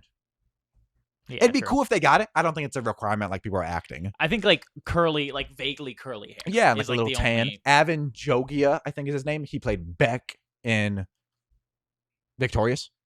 I don't remember. Oh, well, I think he'd be good for him. People say he's too hard to cast. He's not. You guys just goon over him as a drawing, so you can't imagine him as anything other than a drawing. Hudson Williams, the Asian guy from He'd rivalry. He'd be good. People keep saying he won't be good. No, people just kept casting him because he has an ass in the show and because Dick has an ass. But no, he would be good. People just get addicted to the drawing and female gooners of him, or male gooners, but it's definitely gooners. This is not like something he could never be played. No, he could. Hudson Williams, Aaron Taylor Johnson, Evan Jogia, they wouldn't be bad at him. This is not something that would happen, but in my opinion, all the Robins should be able to be played by any race or any type of person. The only one that's rough is Jason. If you a lot of people headcanon him as black or Mexican. It's a little rough. The background is. It's a rather rough with his background. But Dick could be anyone. Tim could be anyone. Yeah. Correct. Yeah. But yeah, if you're writing them correctly, that should be something you're able to do. Yeah. The only thing that's like, if we're not encroaching on other people, people love making Tim Asian, but there wouldn't be an issue if Tim was Asian and Cancerous Kane was Asian. But it's like that's like a unique aspect. But if you, like you said, if you do it good, they wouldn't feel like just two, and even then that wouldn't be an issue. Yeah. Yeah. They made Tim black in Titans, and I love that version of him. I forgot about that. Yeah. Because the show's bad. But they made Tim black in that's Brenton Thwaites. He was 5'8". He was way too short to play Dick, but I love his Dick. He's very good in Titans. He's not bad. He's very good in Titans. I'm not like, that's not Dick. No, I like it. It's good. It's Dick is not that hard to cast. And literally no one is hard to cast if you just pick an actor or actress that's good and can play the character. You're just so addicted to seeing him as just drawings. Watch Titans. You'll love Brenton Thwaites. He's a great actor. He should have played Spider-Man. He would have been great as Spider-Man. I know this is just me reacting to people grifting, but like in general, we're too invested in who plays what character. I agree. It doesn't matter. It is. They're going to release the actor, and you should watch their acting and then be like, I don't think they fit. And that's going to be a fine opinion, but it's not a fine opinion to go, I don't like that actor because he doesn't look how I want the character to look. Yeah. Kill yourself. And I mean that. Ashton. It's like, people say that some characters are uncastable. No, they're not. Like, imagine saying that people are saying it's so hard to find the new Batman for the DCU. Imagine saying Robert Pattinson and Christian Bale wouldn't have been good. People said that about both of them. People said that about Michael Keaton. Arguably the 3 best Batmen. So, like, it's not even don't cast judgment before they're cast and, like, you actually see the performance, which is still true. Don't say no one can play this character. That's so fucking stupid. Nightwing, you can act like he's the best ran character in comics. He's pretty good. He is not an uncastable man. If Aaron Taylor Johnson in the Quicksilver era or in the Kick-Ass era played Nightwing, it would have been generational. The only uncastable character is Starfire, and we can all agree on that. Even then, that one's tough, but, like, I loved who played her in Titans. And that's another one where, like, another race thing, you could cast any baddie as her, and she would be great. People say, like, Starfire is hard to cast. Like, also, like, people are stupid with, like, you need to find someone with curly hair. Yes, her hair reaches down here. It would have to be a wig, no matter what. Or extensions if they already had curly hair. Curl, which is what they did with Titans. That actress, which I think she has a wig in season 1, but I think they changed it to extensions. It's like, I think people get addicted to superficial details about the characters that could change. Batman was blonde in his first concept. And the only reason he was black was because the artist, when they made the first issue, black hair, made him black hair. And now I cannot imagine him being something else. These details aren't that important. If Jason Todd was ginger all of a sudden, I would love it. Which they made him ginger when he went to prison and he dyed his hair to pretend to be a different guy. And people wish they kept it because he looked cool. The small details are not that important. Nightwing was played by a 5'8" guy in Titans and it was great. Rick Flag looked nothing like that in the comics. Correct. Why are we? Correct. Well, even then, yeah. And it's fun to give nods because, like, Rick Flag has, like, a military buzz cut. And in the second movie, James Gunn gives him the more longer hair, like his comic counterpart, and the yellow t-shirt. If he didn't have that, I would still like that did not endear me to Rick Flag at all. It was just fun to make him look a little more like the comic. But you know what made me care about Rick Flag? Joel Kinnaman's performance. Joel Kinnaman's a great actor. Altered Carbon. He needs to be in. He needs to be in more fucking shit, Joel. Altered Carbon is one of those, like, you don't hear people talking about it because it came out in 2020 and everything. There was just so much media at that time. It's also one of those ones where, like, if a show's second season can kill or break it, its second season was just a little worse. Yeah, you come into Altered Carbon season 2 expecting season 1, and if I watch season 2 without watching season 1, it's a pretty good show. That's similar to True Detective. Each season's an anthology. If you didn't know season 1 existed, season 2 would be great. But oh my god, season 1 with Woody Harrelson and Matthew McConaughey, I'm sure you've seen it, is so good. But yeah, if you look at season 2, it is enjoyable. I'm not going to talk about the other ones, but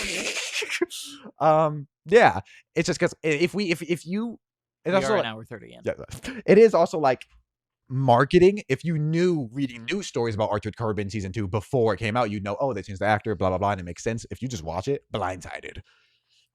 That would be such a fun world to do a TTRPG in, especially with how easy it is to die. That would be a game where you're supposed to die. That's like it's gonna happen. Very fun.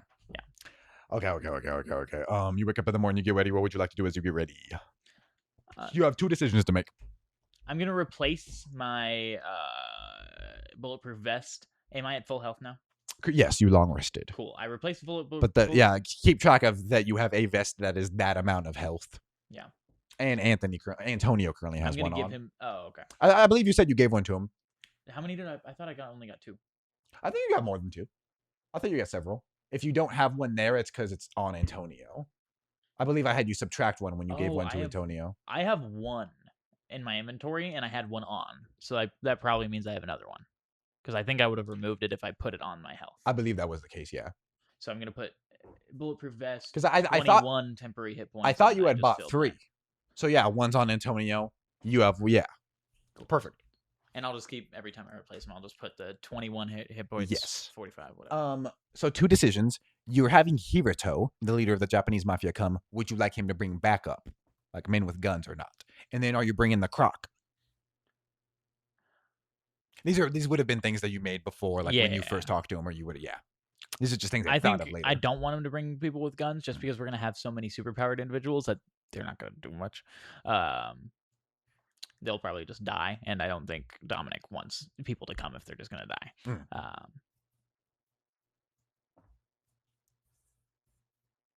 Crocodile, man. He's a single father.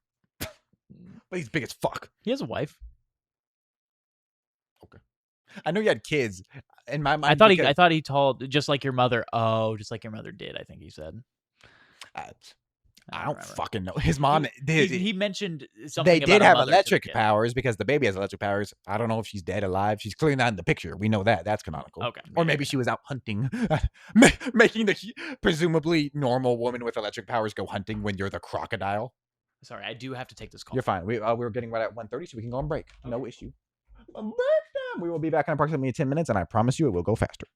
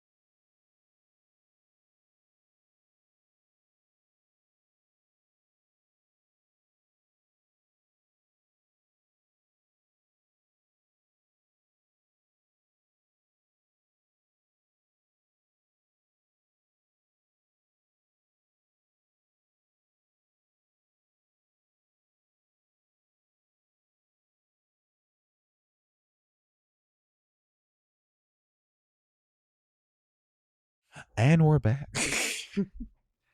Welcome back, everyone. We had to take a quick break. I got a phone call. So your decisions. You said no to the Japanese mafia backup. What were you thinking for bringing Crocman or not? I think he just wouldn't. I agree for both of your decisions. However, what he is now going to do, realizing that he probably won't have as much backup as he was expecting or wanting, he is going to head to that police depot supply store that he went to before to get all the shit. He is just going to walk in. What did he see? Let me see the same guy behind the counter. Hey, I've got a quick question. Yeah. If you're lucky we're open 24/7 because it's 5 a.m. You sleep in here, I know. Hey, calm down now. Not too much on my sleeping arrangement. What do you want to buy? Calm on me. What? Calm all over my face. Colm O'Driscoll. Colm O'Driscoll. What do you want to buy? If the answer to this question is no, I never asked it. Do you have remote explosives? I got some C4 putty. How much? I have $200,000. Oh. C4 cost $20 to $23 for a 12-pack of the drink C4. I was like, what? I had one of those today. I don't mess with C4. I'm a Monster guy. I like Monster better. I had 2 today. 20 to 25 per pound. So not that That's probably manufacturer, buying it from the manufacturer. If it was sold at a depot like this, it would probably be way more expensive, I would assume. Well, it is illegal to buy it. Oh. So he comes back. Keep this on the low. He puts like a little putty thing. Now this is malleable. Once you unwrap it from the shrink wrap, you can mold it. Is that all you have? Oh my God, a pound of it. This'll do the do you need to do. If you're like focused on opening like a door or busting a hole in the wall. Yeah. One of those things. This is illegal and you're a minor. You don't need to be like, I'm using it for construction. He lights a cigar right next to the explosive.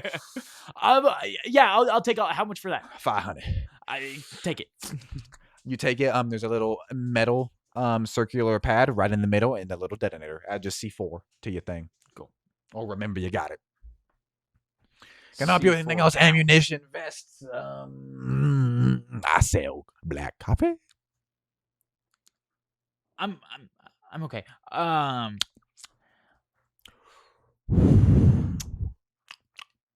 Do you have like a sniper rifle? I can look in the back. Like a hunting rifle, even. Okay. That broadens it. A bolt action. Long range rifle. You said you got 200K on you. Something like that. Fucking idiot. All right. He walks off. That's not even how much. Technically not on him because he wouldn't be able to, but $38,000. He sets a Barrett 50 cal down. Can we get that to like 32.5? I got 5 mags with 10 rounds each. Can we get that counted in the cost? Can I get that at like 32,500? He puts out a little disposable camera. I'll take 38. 38 is really good. Actually, here's 40. You give him 40K. Add Barrett 50 cal, parentheses 5 mags, 50 bullets to your stuff. I'm not going to put that in there because he's going to give that to Antonio because Antonio was going to sit and watch and he was going to be the watcher. I'm going to put him up in a building. Cool. The boy, he doesn't know how to shoot a gun at all. Well, he might be familiar with a pistol, but like Barrett 50 cal, if he hits him, anybody that's down there is that you want alive. They'll be pretty close. It's across the street. Definitely that, and also anyone that's down there that you want alive, they should be immune. It wouldn't help, but you're not going to die from one shot. The only person, Mikhail, is the only person in the crossfire that might not be. But whatever you want to do. I trust Antonio. Uh-oh. I'm 16 and he's 16. We're grown men. So you and Mr. Bones are planning to meet with Hiruto and Lily Lincoln in a wall crawler. Wall crawler is going to stand from afar and like take photos and evacuate. Yeah, but you're still meeting with them and Antonio. Yeah. So you guys, you go out into the street after you get back, or you could have done this last night, and Mr. Bones walks you guys up to like a black Cadillac, and he gets in the front. Get him. You heard him? Letting everybody else go in first. Antonio gets in the back. It's just you three as you're going to the meeting point, and you guys drive.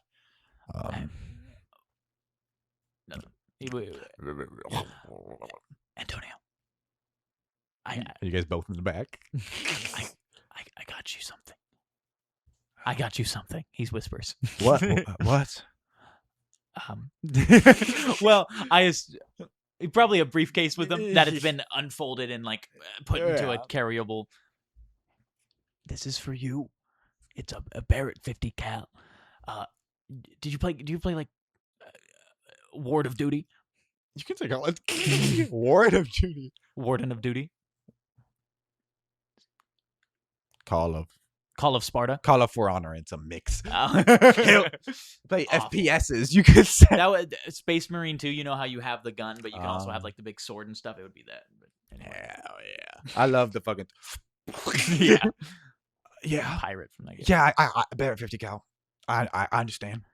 You're gonna be in like a building across, and he subconsciously starts rubbing his shoulder in preparation. If anybody comes out, you're okay.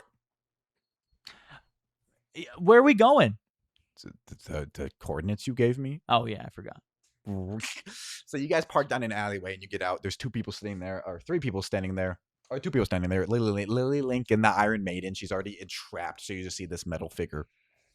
And that a Japanese man just in a suit with it being pretty torn up, Hiruto, and then dropping down his wall crawler. And both of them kind of turn to him with confusion as this little boy, this 14-year-old, he has like a mask on. And then you guys come up and you all come out to each other. Okay. I have bought a pound of C4. What? Lily says. I am going to... Reagan? And Reagan goes, Lily? He's helping. Anyway, C4. I bought a pound of it. It was like $500. And what I'm gonna do is before all this happens, who did we decide was going to? We're having Iron Reagan Sights put on the Iron Sights shit, right? We're having Reagan put on the Iron Sights shit. He's about the same build as Protean, not Protean. I thought you were meeting with Vertilac, the Overlord. His name is Vertilac. With the suit on, because you were supposed to do good to Popov, so you could talk to, because the hope is you can get the info out of Vertilac straight up, and then warfare is going to start or something. That's not really the plan you told everyone. You told Hiruto, we're killing everybody. I thought we communicated with Reagan at the end of last episode saying that he was going to put on the armor. Whatever you want to do. Protean died. It depends on if you're meeting. Whoever's wearing Iron Sight's armor is going to meet with just personally with the overboss. No, it's fine because you're going to kill Wallcrawler with what I'm about to do. Whatever you say. I bought some C4. Whatever you say, you just said it, so you know it's a possibility. You are going to kill him. It's going to be your fault. You killed people at the start of this episode with the tether. the scene. Okay. Wallcrawler. Yeah. Lily goes, here is a pound of C4. Okay. Not light. I don't think it can be lit with a fire. I don't fucking know. Because it's an electric charge. It has to be electricity that goes into it that makes it explode. The detonator. So I think him lighting a cigar was actually fine. Yeah. Earlier. It's just probably not something you want to do, but like, you have a detonator if you want to give him it or whatever you're having him do. What I'm gonna have you do, there is vents all through the place. I want you to put C4 on it. There's a meeting room. When you go in, you have to take 2 lefts and a right. Okay. There's a meeting room. Put C4 all around that. Okay.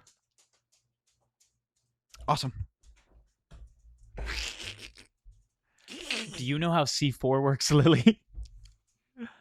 Yes. Can you tell him how to put it up? Yeah, come here, kid.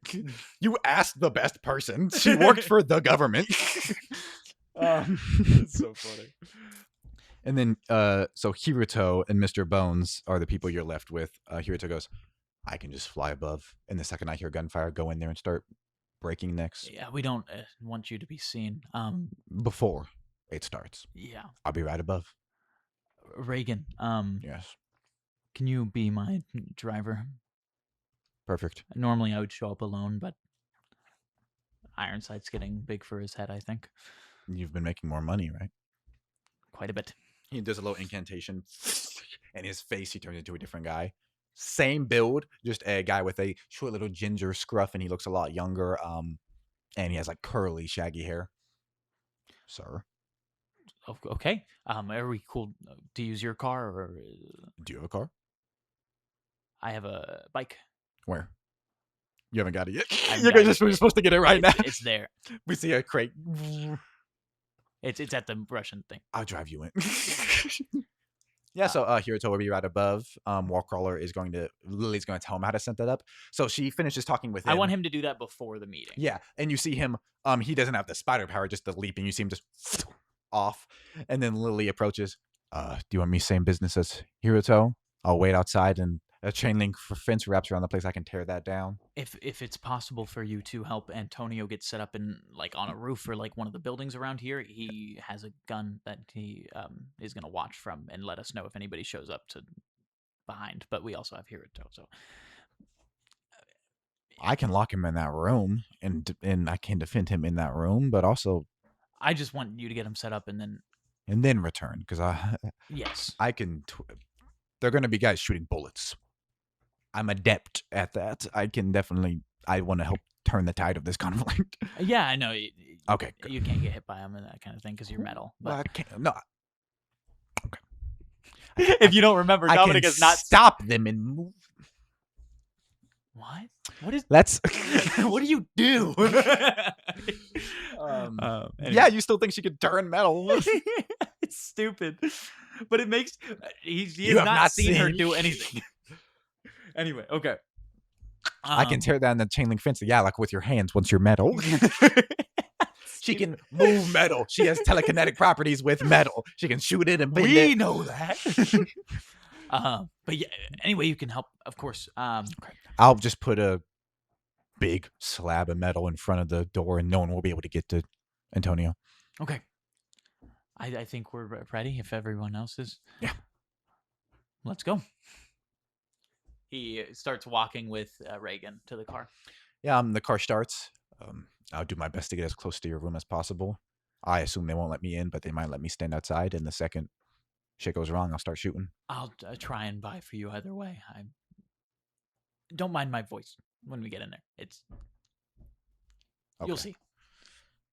And he just puts on the Ironside's helmet, locking it in. Yeah, and you get like your weapons from that. Vroom, they light up, just like a Deadshot-esque Deathstroke kind of armor. Vibe. Yeah.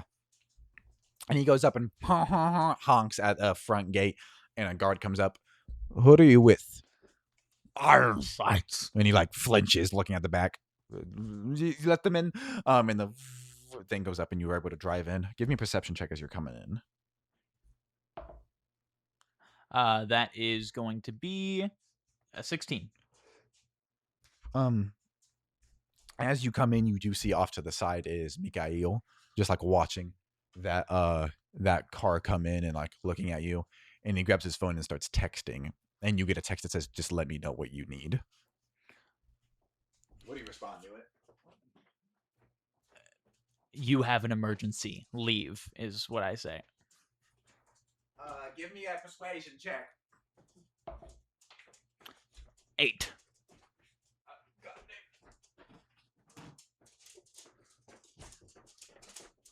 Okay. 8.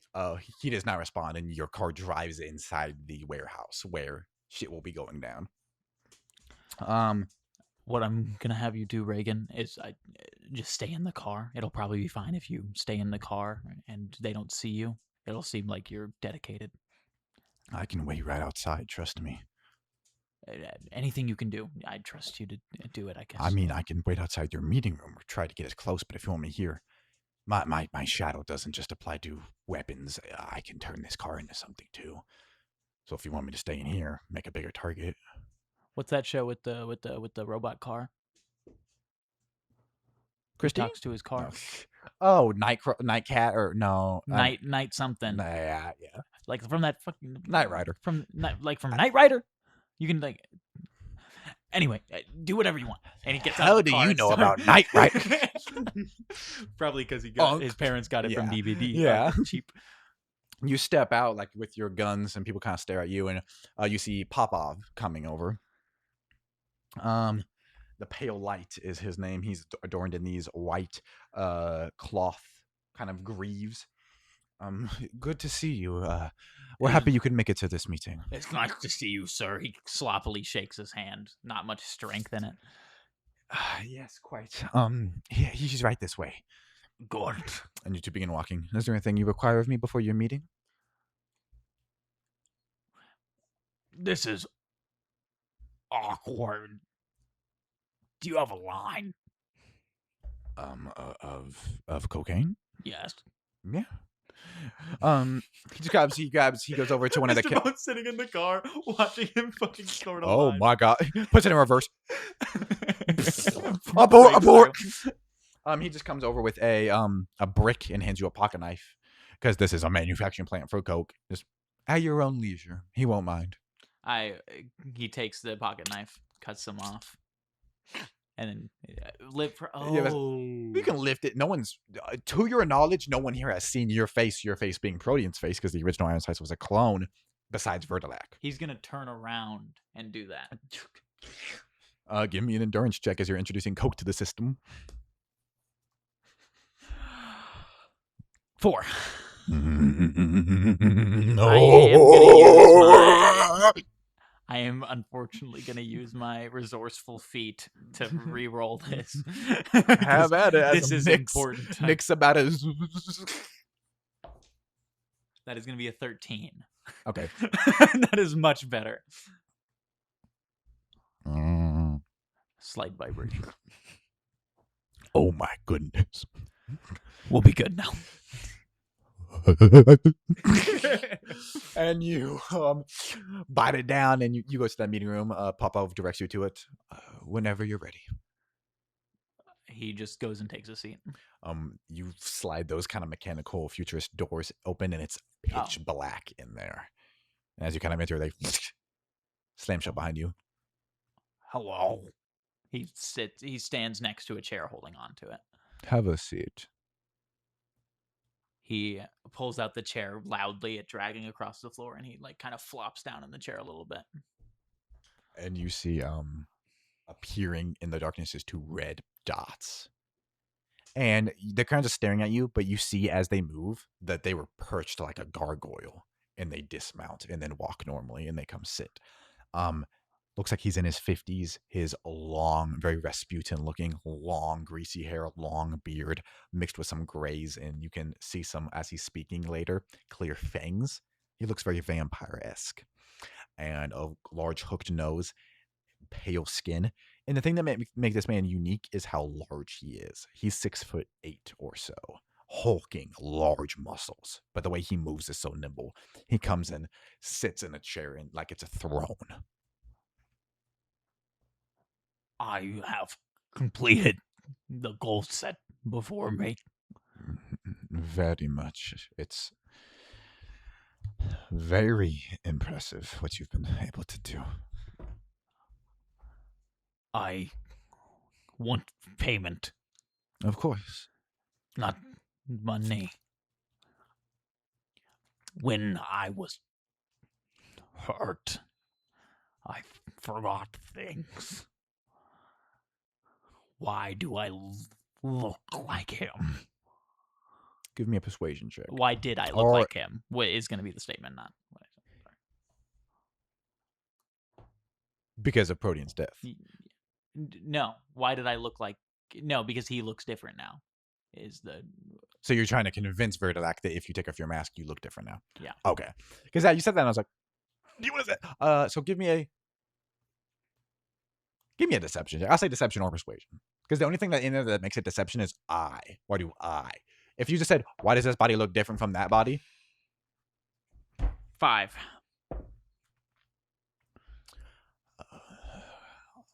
It is a shame you have lost your memories. Unfortunately, I cannot speak to that.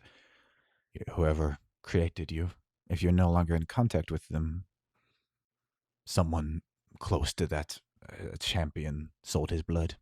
They made you. Unfortunately, they were not able to replicate his powers, so they trained you in other means, and at some point you would freelance, and we bought you up. And that is what I come to speak to you of. We want to hire you on permanently.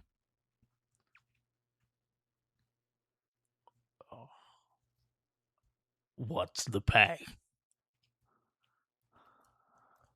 What vices do you possess?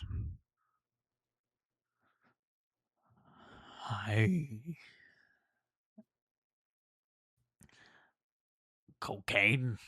He not even drugs. Cocaine. he says confusedly, pretty clear in the weird voice he has. Some people of the world have more unique vices, and that is what a majority of our expenditure and cost is, providing those vices. I don't remember anything but killing. Scotina Cravosos. We specialize in trafficking people, but also children. Now, he starts clenching his fist under the table. Some for the typical reasons, but also because there's more people like me in Russia, and we enjoy feasting on them. A more supple meat, a more tasty blood. It's understandable to you, I'm sure. You also live in blood and kill in blood. But some of these students are different. They, a new drug is on the streets that make them taste all the more different. Specifically, a high school in the West End, Foglum. Many of their students, it's a curse. To them, to us, they are mighty delicious. That is what we have been focusing on, and despite all of our best efforts, we cannot locate the source of this drug. We've kept some alive to interrogate them on that. That might be where we ask you to come in. My work I did against the Japanese mob. This relates to. We've had some chatter of them moving it, but no idea the manufacturer. It's possible that if we got our hands on it, the people like me might not even need to eat anymore. That alone is greater sustenance. That liquid that we've gotten in these kids that injected it, it tastes better than the blood. I can offer you the position of chief assassin for all of Mother Russia. You'd be the man we go to. You'd have a salary. You'd have, Mikhail made an order. He comes over and takes off a tarp over, and it's your bike. I fast-tracked its process to get here. You'd have that. You'd have whatever you would like at your disposal. Would I have to go there? Some, but a private jet will take you wherever you need. I mean, now. Not for some time. We'd have to clean up things here. Unfortunately, we've suffered enough. We plan to move back. I see. We do need to finish our ties here in America first, and those children are the issue. Are they here? I don't know why I made it sound like that. Not here, but nearby. Most of them. I can clean up the rest that don't have the like drug. To try. And that would be a deception check, probably. Give me a deception check. 8. I can clean up the rest. The powerless just slit their throats, drink them up. But the ones with that super temp in their system, those are the difficult ones to break. I could help. I'm persuasive. You have no qualms about the harming of children? No. And if you want me to roll that with disadvantage, I can. I'd say you can roll, but that can be deception or persuasion. Because his children are teens, and you probably don't care about hurting a teen. That's just appear to you. That's not. I think he does, though, in purpose. He's thinking of his goal. No matter what, right now, he is thinking of his goal. And according to his goal, he would not want to. Then you can roll that with disadvantage, yes. Natural one. No. Good. Very good. Yeah, we target, and he comes closer, like leans closer. We target the disenfranchised, the kids no one would miss. He's gonna start pull out his phone under the table or start trying to, and just the ones, like I said, no one would miss. They often taste the best. He tries to text Lily and say "do," just D-O. Give me a sleight of hand check. Oh hell yeah! That is going to be a 17. You feel the gentle vibration of the letters responding, and you send what you think is a D and an O and a start. What was the last thing that he said? It seems like he's trying to egg you on. He said, we target the disenfranchised, and they often taste the best. I wouldn't know. No, but I will. And he slowly begins standing up to his 6 foot tall, and his eyes are glowing red. Who are you? He is going to. He's going to attempt to make his arm longer through the armor, probably breaking it in the process, and take a light bulb out of its socket and throw it into the vent, trying to start a spark. Give me a acrobatics check, and he's making an athletics check. 14. So you shoot your arm, and he leaps over like an animal, gripping you, and you both slam to the floor, and then give me another acrobatics check, as above him, the vent blows inwards. In moments after that, the sound of a flying being 21. bursting through the roof. 21.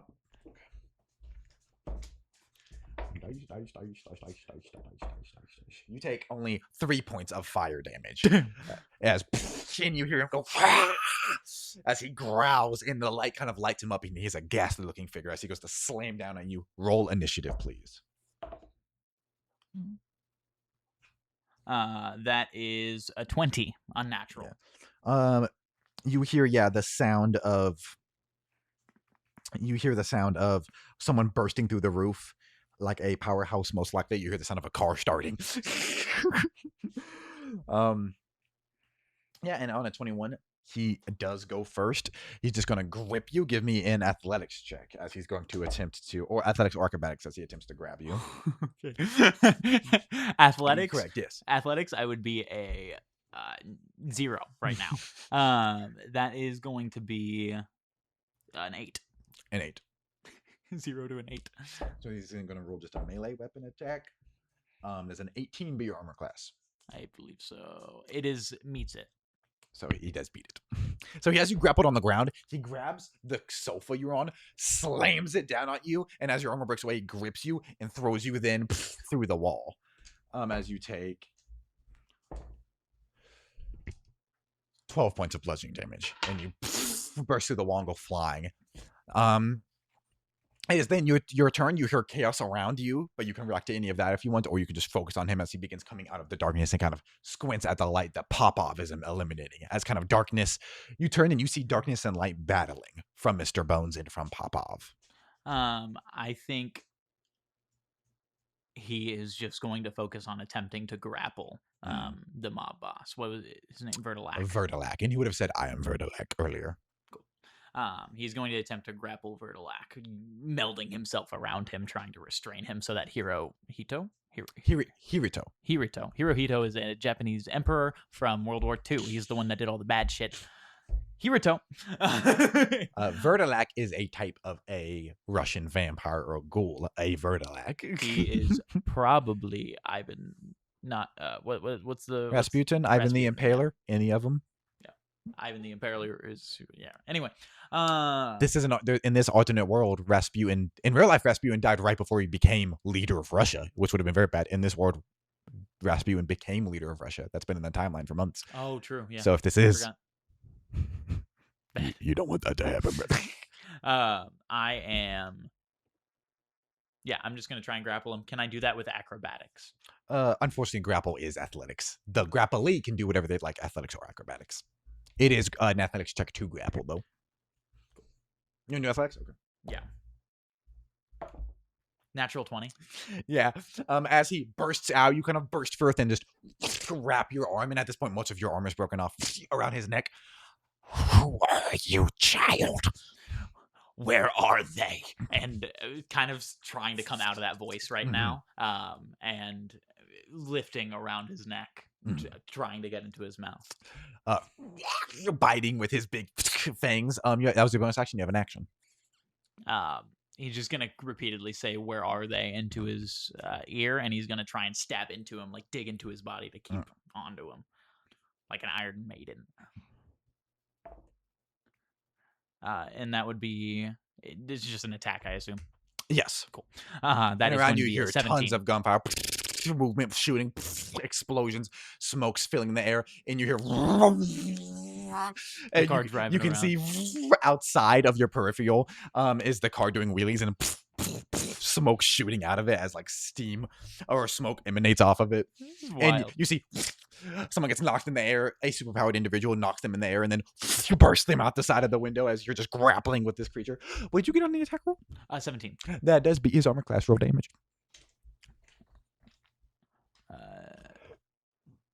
Am I at 5th? No, I'm at 3rd level. Cool. So 2d6. 6. And then plus my agility, right? Correct. That is going to be 15. Yeah, you do like. You see a little bit of black blood shoot out of his nose as you're grappling him, and he. Is that your turn? Yeah, I can't do anything else. I'm just gonna keep asking. Where are they? Where are they? Where are they? You do probably in multiple voices. Some of your you do feel your body start to lift off the ground as he begins levitating, but you're still grappled. I recommend, as he's like fighting back and biting at the tentacles, letting me go. Where is Hiroto? Do I see him at this point? He came through the... You can give me a perception check. It's not my turn. I don't have to. You can make it. That is going to be a 19. You do see that, yeah, he lifted someone who was also superpowered. He like punches them to the ground, sees that they're still moving, flies to them, uppercuts them, and as they're in the air, he shoots up and bursts out the side of the... Oh, dang, I thought he was going to help me. That is how I described it earlier, unfortunately. He probably will in a moment, but right now he's just having fun, so to speak. He had mentioned that the Russians had been fucking up his guys hard. So right as you see him, probably really you're only helping the situation, she bursts out the side and from the hole in the side of the wall from the C4, and then another hole from this, a little bit of structural integrity begins collapsing. Cool. I recommend letting go, is what Vertilac just said. And is there anything happening as he says that? You look around. Yeah, the car's doing wheelies and. I meant with him specifically. Is he doing it? He's slowly levitating higher. No, where are they? Can you give me a acrobatics check? That is going to be a 24. You take 3 points of bludgeoning damage as he flies through the roof. You're grappled and he, okay, shoots up. Your hair bursts out of your face. You burst through the roof. And as blood's going down in your eyes, you blink it away. He is flying fast and you look down, disappearing into the clouds. You do not see the ground. That was just his movement, and his he hasn't done anything, so he has a bonus action and action. He's just gonna grab you. Tell me again, who are you? What interest do you have in my mob? And I don't think he's going to respond to that. I think he's just going to continue saying, "Where are they?" as he's probably been just repeating over and over again. Very well. He's going to do a perception check. How injured are you? And I'll say, how injured are you? Yeah, 17. I think that's enough. In terms of my actual health, I've lost 4 points. Of health. Oh, wait, no. I'm full health, actually, because I just rested. I forgot. But you just took some damage throughout the process of this. I have a vest on. Right. Oh, right. You have a vest, and that fantastic. So you're saying you can. Like, I told you took damage. Well, I was like, yeah, that's correct. Which means he can hurt you further. He didn't want you to lose unconsciousness, so he's like, "How much health do you have?" I have a ton left. Fantastic.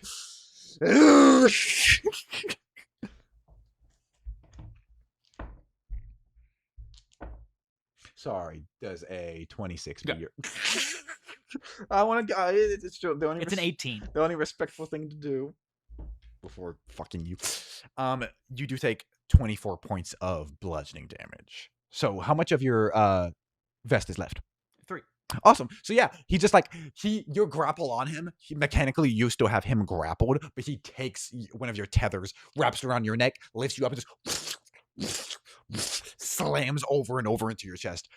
But as the vest is almost clinging on, you still feel very confident because it seems like he's doing a lot of striking, and you still have full health. It is your turn. Oh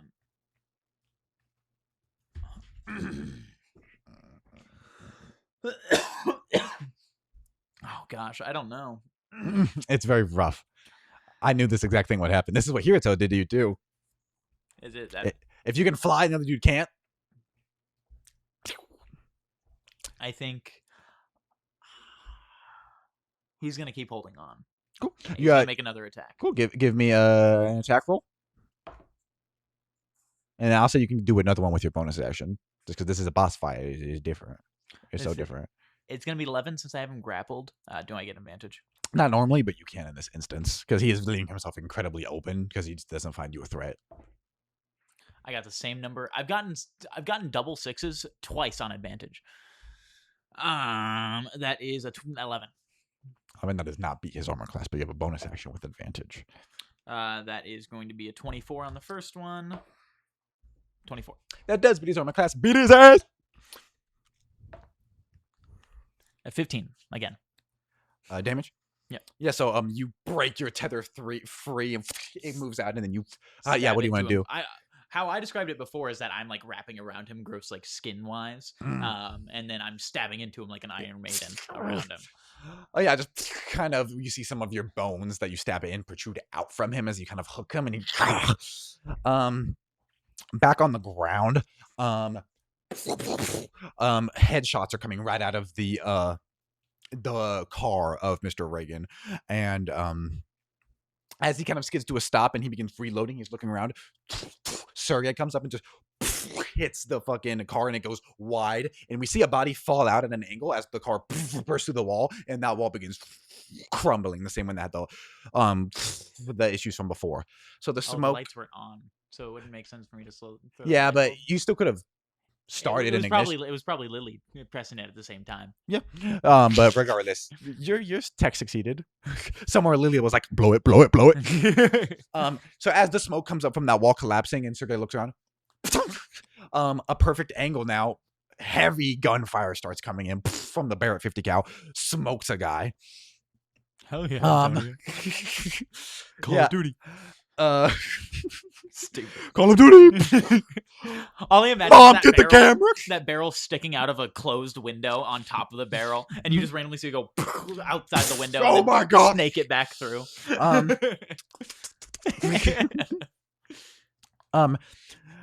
Yeah, and as that's occurring, 2 more guys with AKs begin firing on the rubble that Mr. Bones is behind, and behind them. They get shot in the back of the head, and Mikhail is there. And he shoots that one and aims and lights up the other one. And as he does that, Sergey turns to look at him. And they just stare at each other for a moment. Sergey, like, heavily confused at first. And he just begins charging at Mikhail. And he goes and he almost grabs Mikhail. Mikhail's just shooting kind of like with a dead look in his eyes like he's ready. And 2 feet come up and knock Sergey back. as a wall crawler is there and slams to the ground and knocks Sergey to the ground, and he kind of helps Mikhail and both of them rush over. Back on top, he's gonna try to break free of the grapple. Give me an athletics opposed or wait, you have him grappled. Yeah, so you give me an athletics check. That is a 17. 17. He failed. He rolled very low. He's very good strength. So that was his bonus action. His action was just gonna make an attack roll on you. It's an 18 by your armor class. It does, yes. You take 11 points of bludgeoning damage. It is your turn. Cool. As you probably get teeth busted out. He is just going to stab into him again. Just answer my questions. Mine! And he's gonna just do it again. Again with advantage. Natural 20. So, Rod, you know how it works. Natural 20. Yeah. Double your damage and all that good stuff, motherfucker. I got pretty good. 14 doubled. That's going to be 28 damage. This is the second attack that I get on my bonus action, right? Now, since it's a boss battle. Cool. And you have advantage on it. And I'm also harming myself by staying attached to him. So I don't know. Yeah, like the rules are a lot more lenient because this is a one-on-one session. You need help. Straight up. If you're fucking going against big guys, it's not an issue. That is 24. No, also beats him. So did you tell me what that roll was earlier? Oh, you said natural 20 on the first one. Yeah. This is the second one. Right. So it was 28 damage that I did. Yeah, okay. And now this is the second. And now roll, and this one is not doubled. You're fucking him up pretty good. You kind of open a hole in his side, and black ichor just starts pouring out. 11. On top of the roof, we see smoke and just that blood covering it. And then 11, yeah. His eyes glow bright red, and he's pissed. On the ground. Wallcrawler is like helping Mikhail hide, and an explosion goes off, and getting blindsided, Wallcrawler turns and just gets smacked by Sergey, and he flies through the wall. And at that moment, Sergey goes to pursue Wallcrawler, and Mikhail just grabs him, and Sergey turns and grabs him by the throat. I always knew you were a rat. And Mikhail just, only recently. Guess what? What? Pink. Mikhail holds up a grenade that he just ignited. And Sergey tries to let go, but he holds on, and a giant explosion occurs as blood. And as Wallcrawler is limping away, half of his mask on, he's crawling on the side. A guard goes up with like a knife and goes to stab him. Gets shot down by a sniper. He turns and stumbling out, the only thing that Sergey can be damaged, his eyes and his mouth. Blood pouring from both. And Sergey trips and falls into the harbor. And we cut from a below perspective of him trying to swim, but he can't. He is too heavy. And he just sinks as blood comes out. And Wallcrawler summons his strength and leaps away. That was a really good scene, but the entire time all I was thinking is Dom holding Wallcrawler and Wallcrawler going, with great power comes great responsibility. Dominic, this time it's me, Spider-Man. So fucking evil. Sometimes it's the kid too, Spider-Man. I don't know why my impression of Uncle Ben is a James Jonah / Willem Dafoe / Stan Lee is my impression of Uncle Ben, apparently. Uncle Ben becomes J. Jonah Jameson, but also is the Green Goblin. That's why he has personality fucking shit going on. And I like to think that Mikhail knew how to kill Sergey for a very long time. He had been waiting because he hated that motherfucker. Following him around. Yeah. Vertilac is heavily injured. And fine. How about a truce? As you guys are flying, blood flowing from both of you, I can tell you're close. I'll give you one thing. And then I go. We'll find them. And then it's going to continue fucking like trying to just murder him. Does a 26 be your armor class? He holds up a locket. And that's flying. The chain is floating. I hold mementos of the people I take. Slits your throat with it. He'd be your armor class. You take 8 points of piercing damage. No. What you're thinking, no. You're not? Okay, no. Great. So your throat's slit, but you're fine, which makes sense for you. And then he grabs it and flicks it open, and it's an old Vietnamese couple in it. If you are who I think I are, yes, I have her. Or, if you are who I think you are, yes, I have her. And he shoves it in your neck. And I'll say that's his second attempt at an attack roll. That beats. That is 10 points. I'm down. She shoves that locket in your neck and just lets go. Give me a perception check as you're falling. That is a 9. You see, as you're falling and he's floating, he just like Nightcrawler bamfs teleports away. Apparently, that's also something he has. And then with the disadvantage, can you give me an acrobatics check? As your skin starts to lose its form as you're losing consciousness, and just you begin like a puddle. You said an acrobatics? Yes. That is going to be a 13. Great. And then if you want to add old Vietnamese couple, a locket to your thing, as you'll have that because it's in your neck. I'm on the ground. Hirito returns, kills a guy, tears another guy's spine out, wraps around the guy's neck, pops his head off, getting coated in blood with a manic look on his face. Mr. Bones comes out. Reagan has a lot of his dark energy left clearly, and he just resorts to his pistol, shooting regularly. He gets hit a couple times.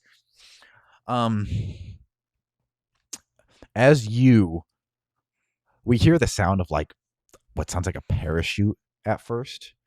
A really terrifying visual. I don't know if this is just like an old wives' tale or something, but there was said that during a really bad tornado. This is Joplin, Missouri. This is something that actually happened. Was it the butterfly people? Kids saw what they thought were butterfly people, people with wings. It was their backs or their flesh expanded because of how bad the tornado was. Yeah, that was in the 10s. That happened in the 10s. Terrifying. Incredibly terrifying. That's what you look like. And we hear not a crash, but as you're gliding down, blood leaking. As you kind of roll down from the crack in the hole and then slam onto the ground, Mr. Bones comes over to you and he goes, "Fuck, kid." And he gets shoved a fist through the back, and it's Hirito. And he grabs, tears him in half, and comes up to you. "I know who you are. Who you really are. I know what you really did to my men. You didn't just kill them, you ate them, you weird fuck." And now you can barely speak. "You helped kill more Russians today than you ever killed Japanese, so that earned you some grace. But you failed to get him, so I'll hunt him down, and if you get in my way again, I won't spare you again."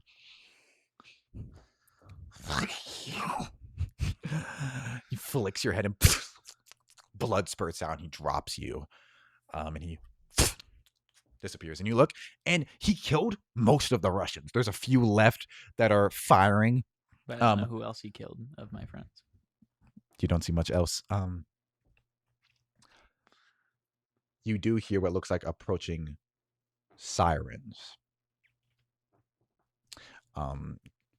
Roll me your first death saving throw and then give me a perception check after that if it goes good. Well, regardless, you'll have one. You can't die from one roll. You can die from two. Natural one. What was it? Was a death saving throw, right? Correct. I get a +1 to this. I still fail the first one. Okay. So yeah, leaking out. You hear heavy metal thumping, and you see two figures.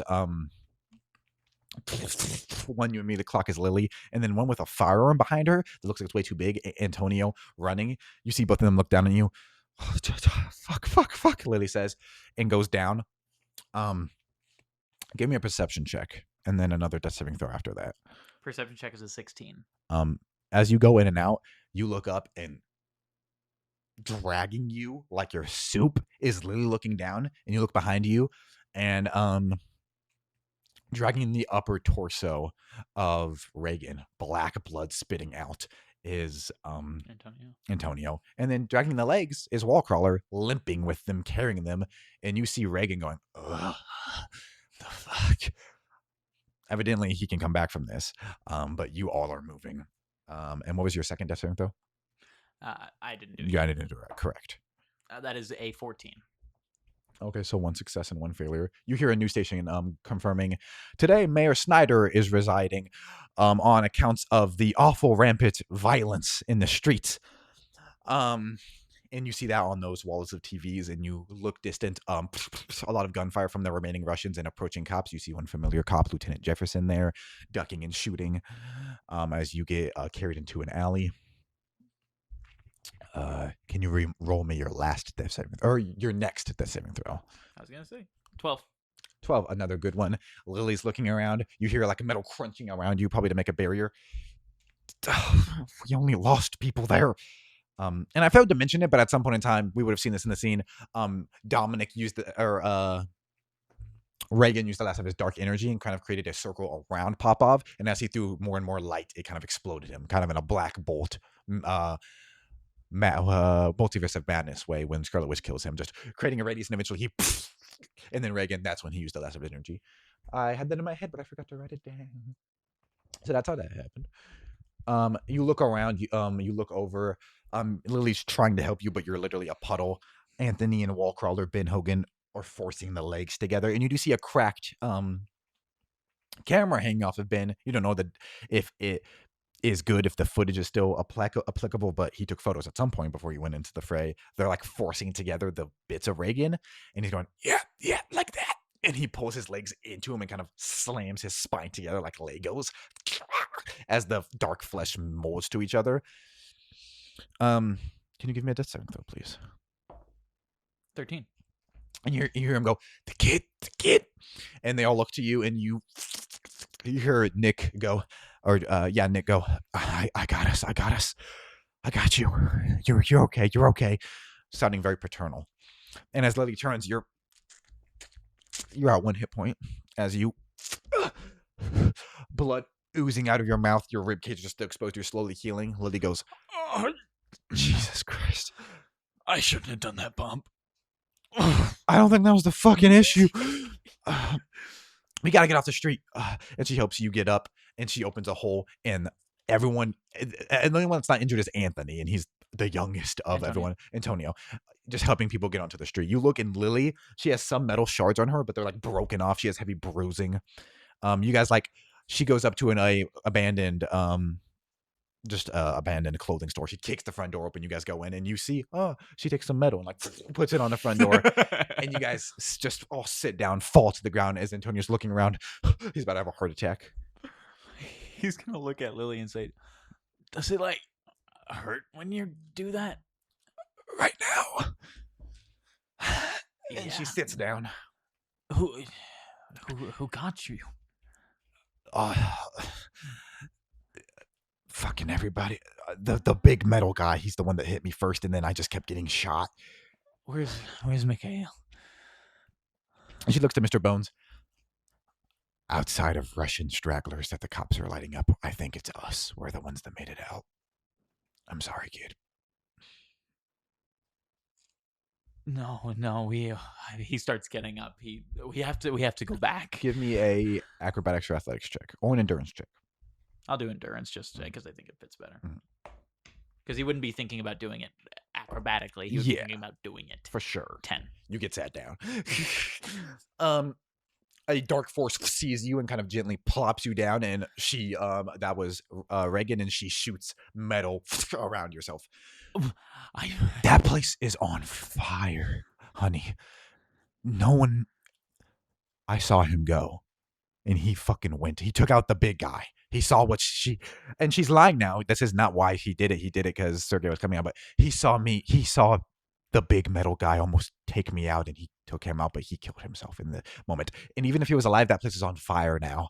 The straggling members of the Russian mob, they can go out the front and get shot, or they can go out the side into the harbor, and boats are approaching. They'll either drown, or they'll get shot, or they can kill themselves. Those cops are zealous. They're not going to take any prisoners. And that's what Mikhail is. He's one of the Russians. That's what it'll look like. Everyone that's there is dead. Us and the overboss that you met with. That is who is left. And at that point, you kind of spit out, or Nick spits out that little locket, and it just kind of sits in your hands as you're being bound by metal.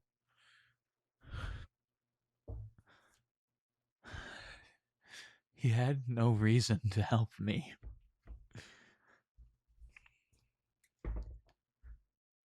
He would have been fine if I just left taking his gift. He saved my life, and he saved Reagan's. I know that may not mean much to you, but we'll help you. We're not going anywhere. And we see a perspective of more and more fire catching on that bike as it gets more burnt and then explodes. The last connection you have to Miguel. It sucks to say, but we're better at him than this. He saved our lives. So me and Reagan, we got this. The kids, you guys need to fucking go home. And we look at the wall crawler who's heavily holding aside Antonio, who like is just now sitting down shaking. But of the three of us, all of the overboss, all of his men are gone. The three of us can take him. And you look to both of them heavily injured from the events. Do you know how fast he can repair himself? I have no idea. But we'll ask around the city. Whatever you have there, you can track it down. I'm gonna do a history check. How hurt was he? Give me a history check. With disadvantage, unfortunately. Yeah, due to the aggressive loss of consciousness you occurred in between. 8. I got a 19 on the first roll. As you're thinking, you hear a... And from the back of the building, what sounds like little rotors. A figure starts coming out. What's that? Antonio pulls up the sniper and someone aims. Reagan aims his gun. The Lily summons 2 metal spikes on her fists. It's Protean. Theo comes out. Damn it! She comes up to you. What the fuck are you doing here?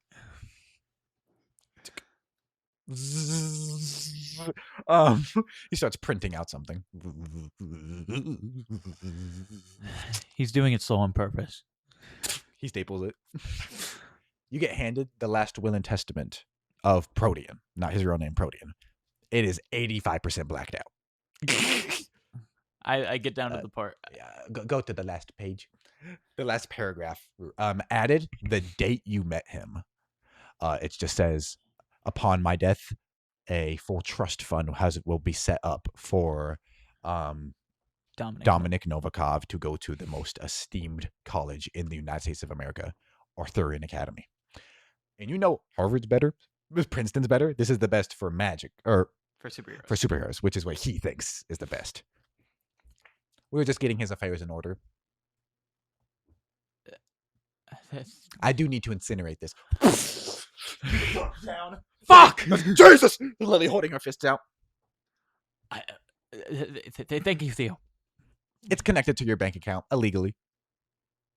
As in, we illegally added it, but it is there, and it is untraceable. This should be the last we ever speak. Thank you. I'm sorry. I was not nice to him. Lily, like, looking back and forth. Protean's dead? And Reagan goes, you don't keep up with the news? I've been off the grid for several days. Reagan goes, oh my God. Well, that's a positive. If you wanted to, you could take that right now and just go to high school for 2 more years. And the second he says it, he feels like an idiot because he knows the kids are getting kidnapped. No, we have to finish this. I definitely think we need to rest first. You whooped his fucking ass, kid. Good job. He's going to be on the run. Not leaving the city, hiding. We need just a day. Ben, you need to get back to your fucking mom or whoever you live with. Antonio, you can stay with us, but you need to be off the grid after this. And you say it says us, referring to your room as our room, at least for the moment, which probably makes you feel a little safe. Wait. Wall crawler. Yeah. Reagan, he deserves to go there too. Give me a persuasion check. 8. I need you. How many persuasion checks have I gotten an 8 on today? Unfortunately, he got hit once and he's worse off than the 3 of us, or he will be after arrest. But he's 14. Fine. Maybe more photos, but you cannot go into it like you did again today. And he's like, I saved your life, and I would have wished I died instead of you getting treated like that. And he goes to protest, and he just sits back down. Fine. 1 second. He goes over to his money, and he's gonna pull out $200,000 and hand it to Wallcaller. Here's a double bag. It has $200,000 in it. Thank you. Use it however you want. Would that pay to get him into the college? You see, Reagan thinks, not at all, but it'd be a good down payment, and in 4 years' time, I'll look after him. I'll get him that, if that's what you want to do. In the meantime, that'll help you keep your house, which I'm sure is better in the short run, because he's only 14. Yeah. I'll vouch for him if I'm alive then. If I'm around then, which I'm sure I will be. And if not, I can get Onyx too. We have a list. Walker just nods, takes his camera, runs out into the street after Lily opens the doors, specifically not asking what he should do with the photos, because he intends to post them the second this is all over. Yeah. Those are his. Mm-hmm. And then it's just you, Lily, and Antonio. Lily looks... Yeah, you guys go to wherever you're staying. I'll go to where I'm staying, and let's just take a day. I think we should all be at the same place. I know this isn't very large, so we can go somewhere else, but I don't trust any of this. Lily kind of goes, I'm sorry, but I can't be seen anywhere that has a camera, and I don't want... I have more enemies than the Russian mob, than Verdalac. You say his name at some point, don't you? His name is Verdalac. He's a vampire type dude. Then Verdalac. Governmental enemies. Where I am, I'm safe. I have people that will look after me. We can still text, and I'll be here right tomorrow, crack of dawn. Then can we go with you? I think it's best if we stay separate for now. Fine, go. Kid, It's fine. Can you take the metal off of me though? I don't know if I'm strong enough to like get out of this. Sorry. Sucks it around her arm like a wristband. Sorry. See you in the morning. Text me. Okay. She opens the front door, looks onto the street. There's distant sirens. She's heavy metal footsteps off. And Reagan kind of goes, you feeling good? We can make it to the apartment? Yeah, I thought that's where we were. Just a random door, abandoned building that she brought you guys in. He helps you. He and Antonio help lift you up. Let's go. Give me a stealth check, just as you're trying to operate unencumbered upon the streets. That is an 11. An 11. Yeah. So you make it to the front desk. How you getting into your room?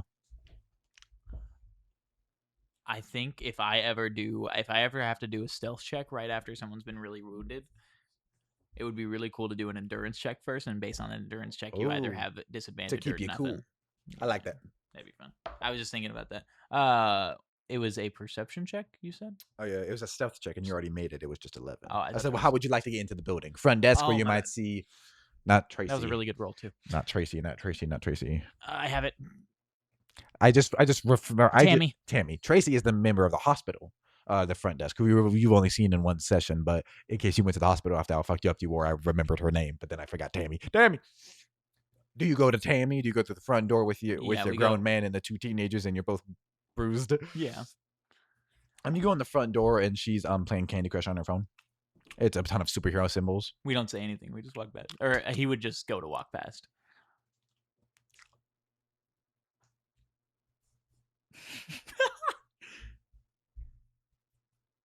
Oh my god! She reaches for the phone, opens it. Her finger hovers over the 9. No. We cut to you coming in the room, and you just plop down. Give me a no.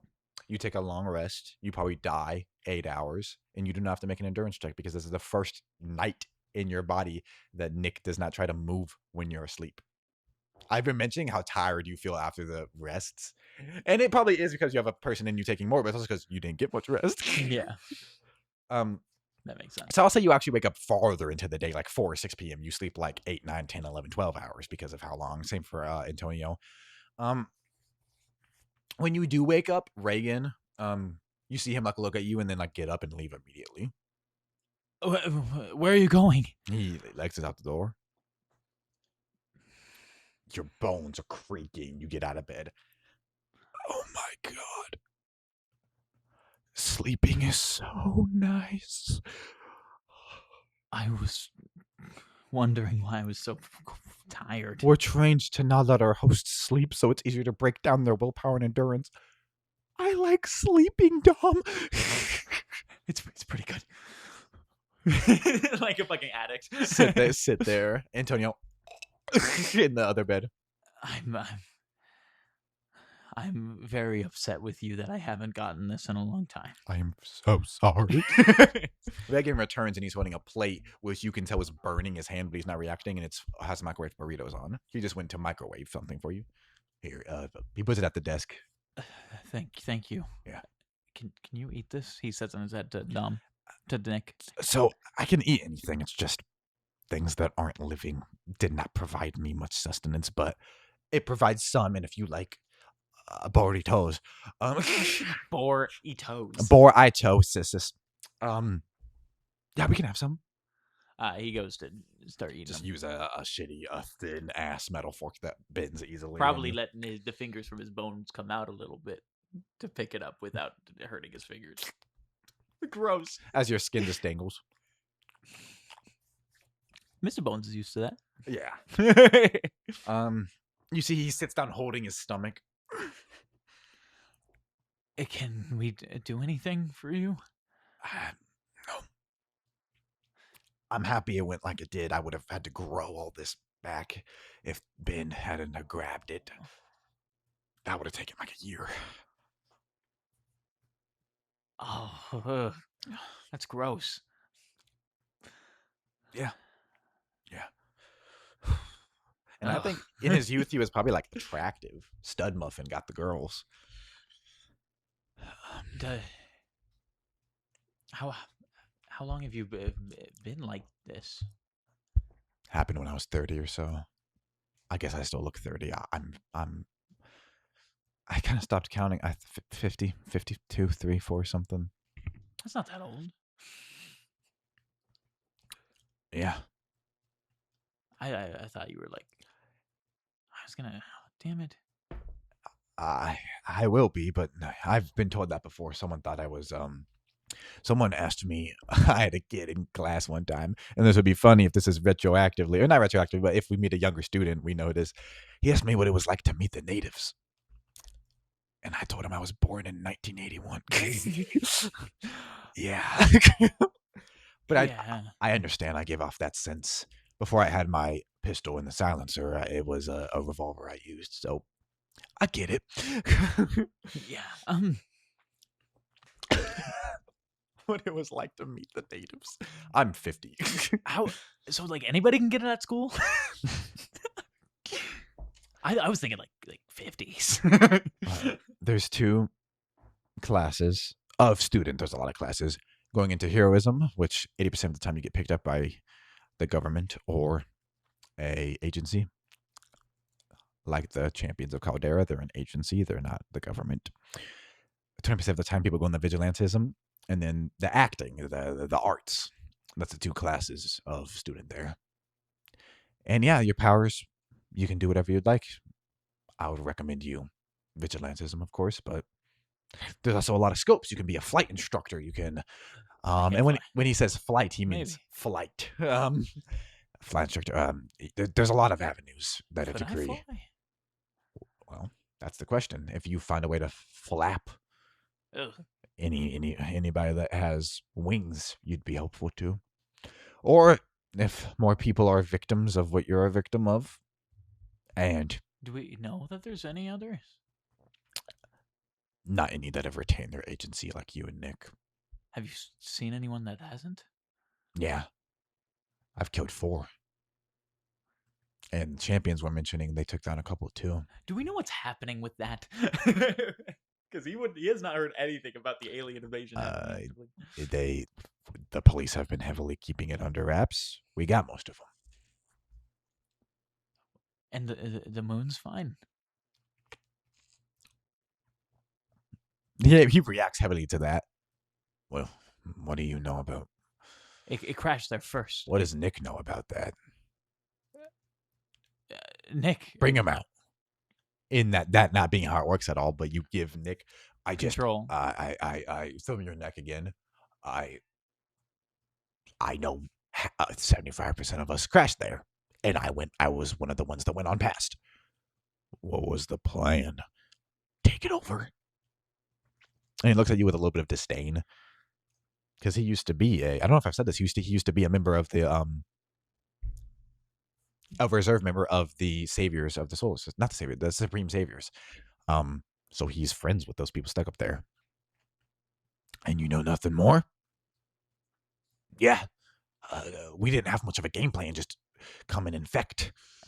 He and speaking upwards, I think he would still be there just to let Dom have a slight intermission as well.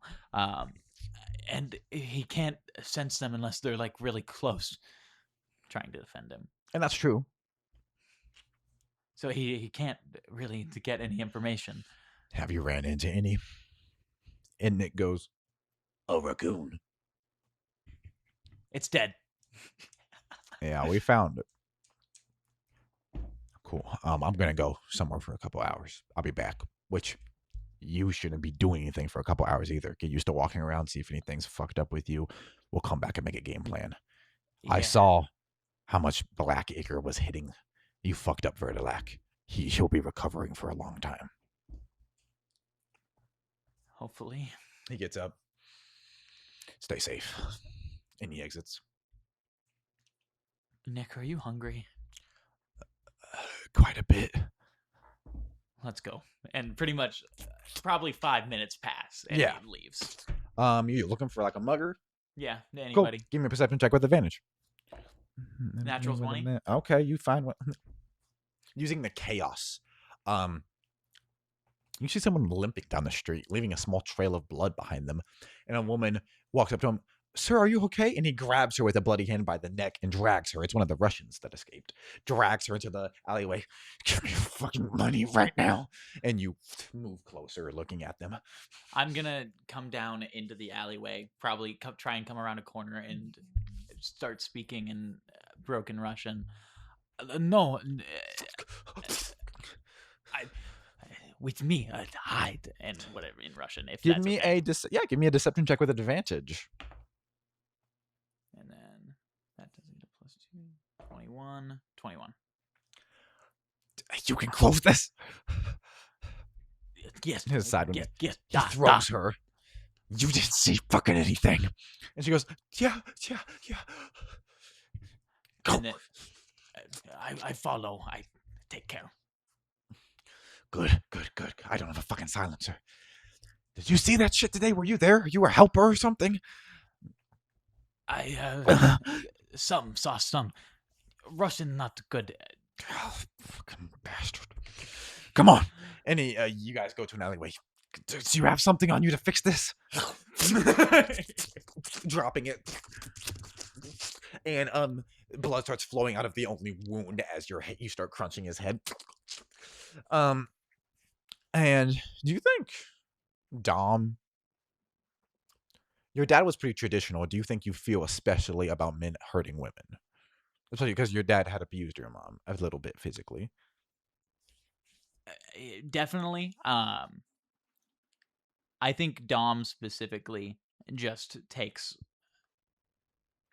the hurt of someone weaker than another person in general as that was pretty a sure traumatizing woman. In his head. Nick is fucking this guy up as you feel an anger from him. Ripping him apart more. Slowly, yeah. Thank you. It's fine. One needed to go.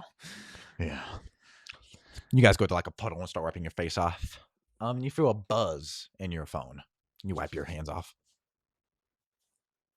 I lift up the phone and look at it. You see, you got a text a couple hours ago from Jefferson saying, "Hey, I had a rough day.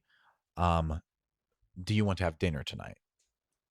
Just, I assume you need a meal, and comma, and you can bring along any friends as well. And then a second message, friends of your age, not criminals, other kids that are hungry. And then that was about 2 or 3 hours ago. Now he just sent a question mark now. I'm going to say, sorry, I was eating, but I was eating, comma, but I'm still hungry. I have a friend from school, Antonio. He will probably join me. Immediately a thumbs up. And just see you whenever. Confetti emoji. Reaction.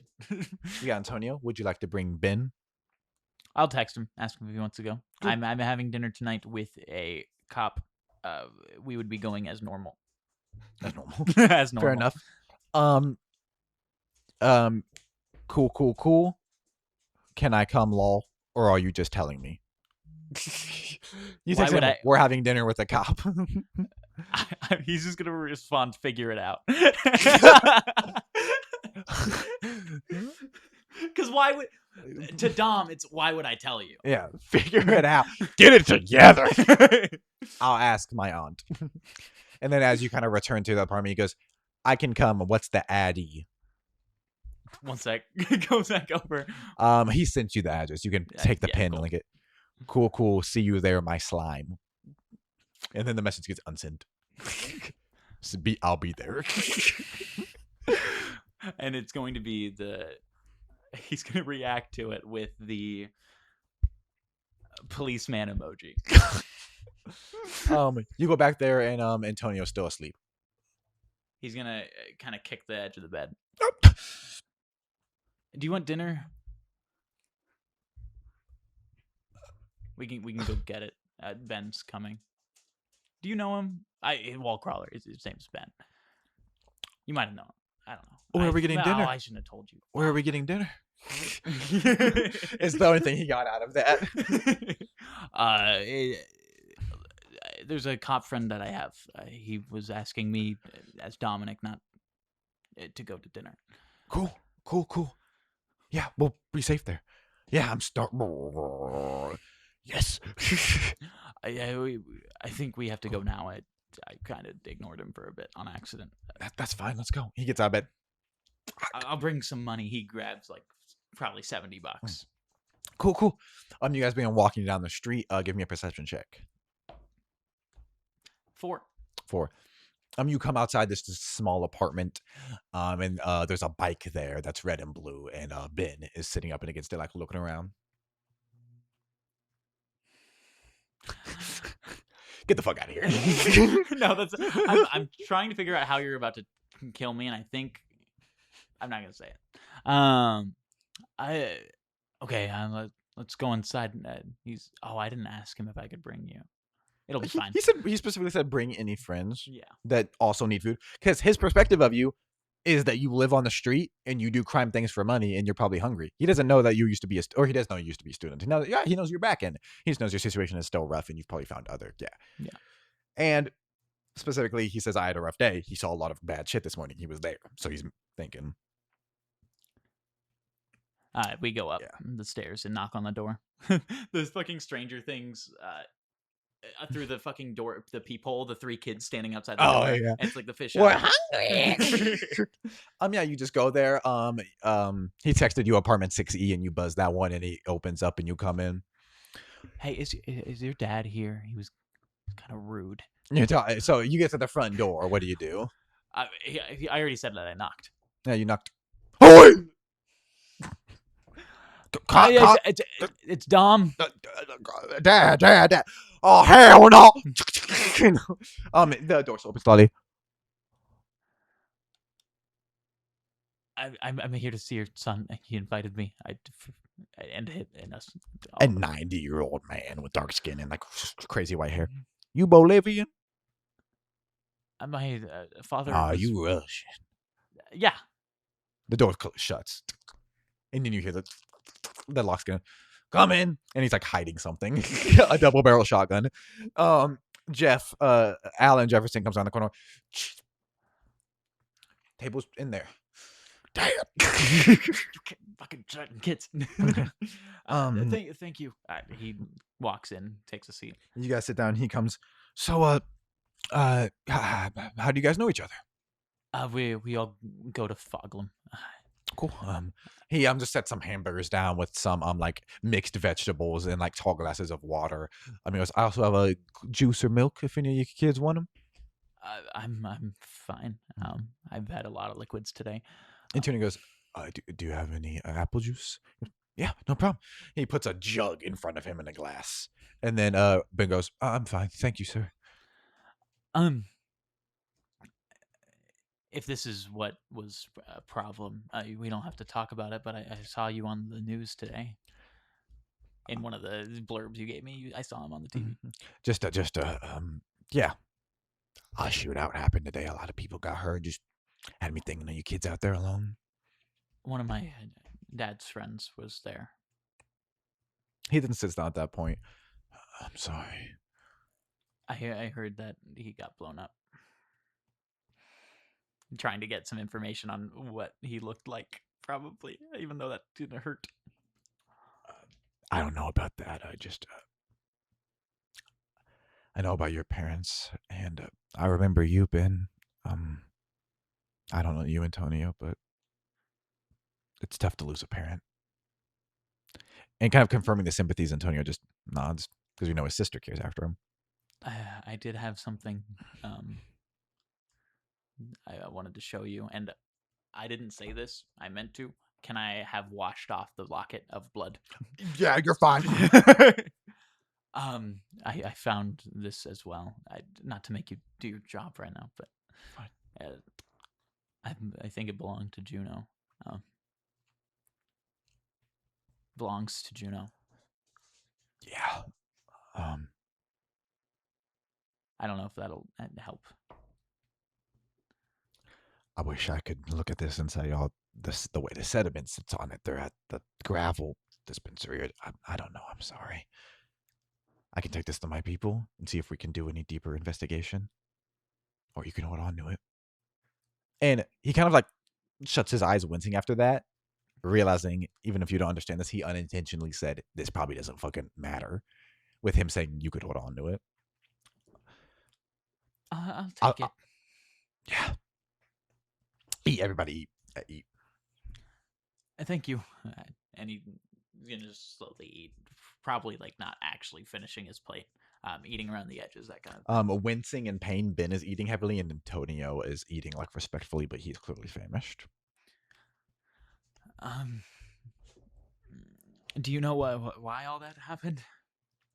It seems like a turf war escalated. We heard rumors that a lot of the Japanese mafia vanished recently, and we think it had something to do with a Russian. And it escalated into that. I don't ever want anybody to get hurt, but hopefully a lot of it is done now because of that.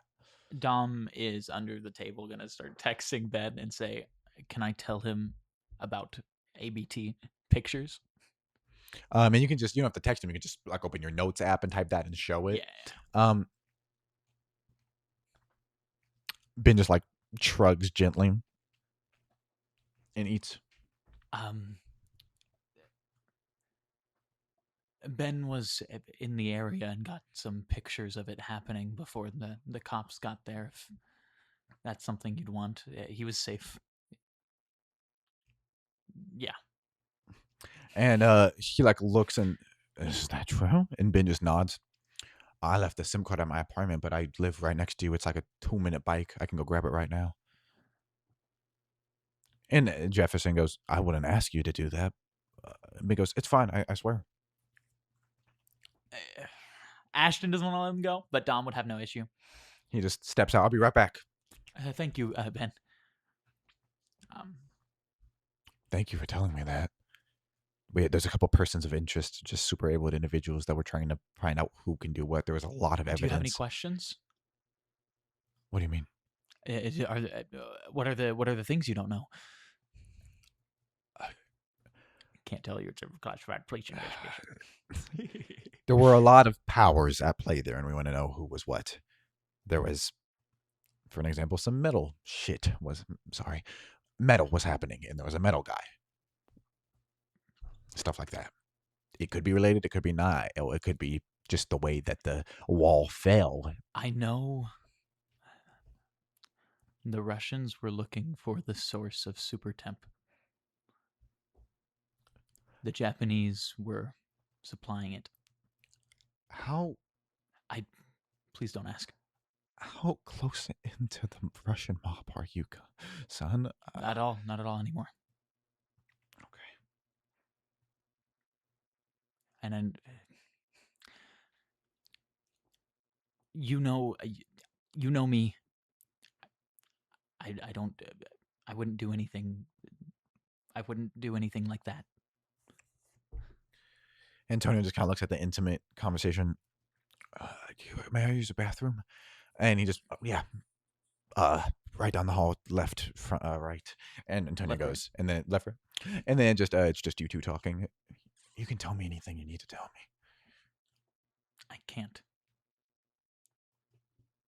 Can you tell me anything you might want to tell me? I'm not going to put you in cuffs right now, kid. Do you have any questions you can ask me? Do you know any of the super people there on the scene? There was a group trying to stop the Russians from taking kids anymore, and the leader of the Japanese mob was there as well. I'm pretty sure Ben got pictures of it. That's good. Definitely a full. Do you know his name? We think Hiroto is the. Okay.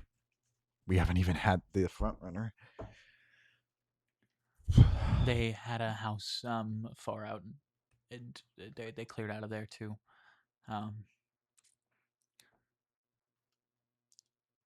Their boss, what was his name again? I apologize. Hiroto? No, the Russian boss. Oh, Verdalac was the overboss, and then Popov, the pale light, was the one underlow him, and Mikhail was underneath him. A man named Verdalac was there. We think he was the specific saying. We think he's the boss of the Russian mob, and Popov, the pale light. He was there too.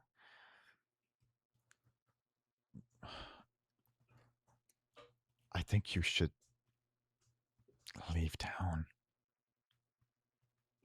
What? You're too close to this for how young you are. I don't like it. And after the man that you said was like a dad to you, you're old enough you can restart somewhere. But if you get to my age, you'll never want to leave this city, no matter how much it rots you like a cancer, like I do. Then who's gonna find her? I know sure as fuck you won't. The locket does nothing. No evidence does nothing. I know.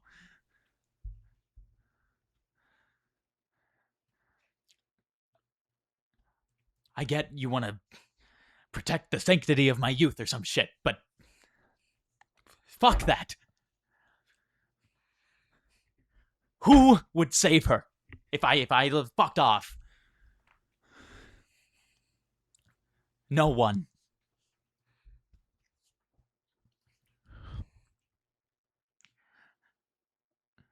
If I leave, are they free to eat still? Yeah, I'm not gonna. Thank you. And he gets up and he's gonna. A gunshot happens from the other room. What the fuck? Both of you run in there. You run in there, and Ernie, the old man, has his head blown back, and he's in a recliner. And in front of him is Antonio with a gun in his hands, shaking. I didn't. And Jefferson just goes for his gun and sees it's not there. How? Okay. Fuck. Kid. And Antonio, not meaning the point, is pointing at both of you. I didn't do. Antonio, drop it. Give me a persuasion check, please. That is going to be a 3. Just put it down, son. And Antonio looks between you and drops it. And Jefferson runs and picks it up. Get on the fucking ground. Get on the ground right now. And he begins putting cuffs on. He grows 4 cuffs. He doesn't have any. He just grabs them. What the fuck, kid? What happened? Did one of your parents know me or some shit?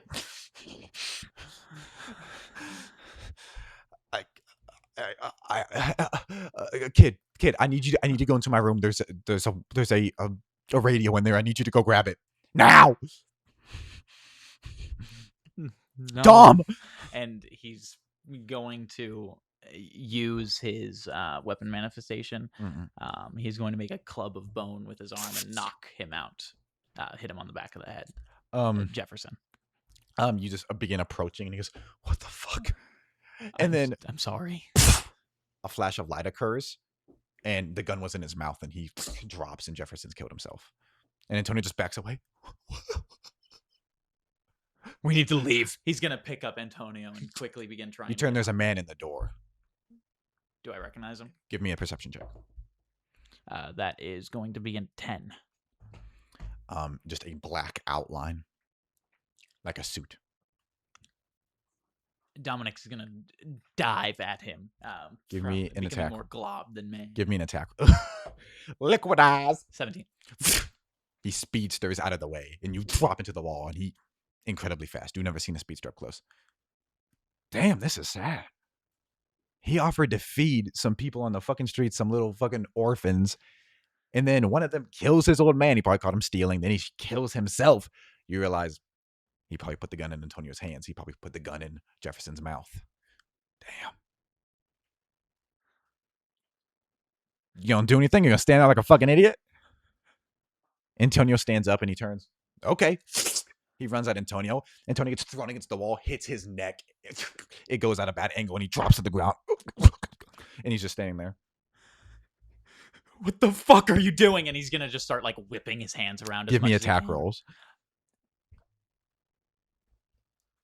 Specifically, can he attempt to splay himself horizontally across the room like a web? I think that's an attack roll, yeah, but knowing that's what you're attempting to do.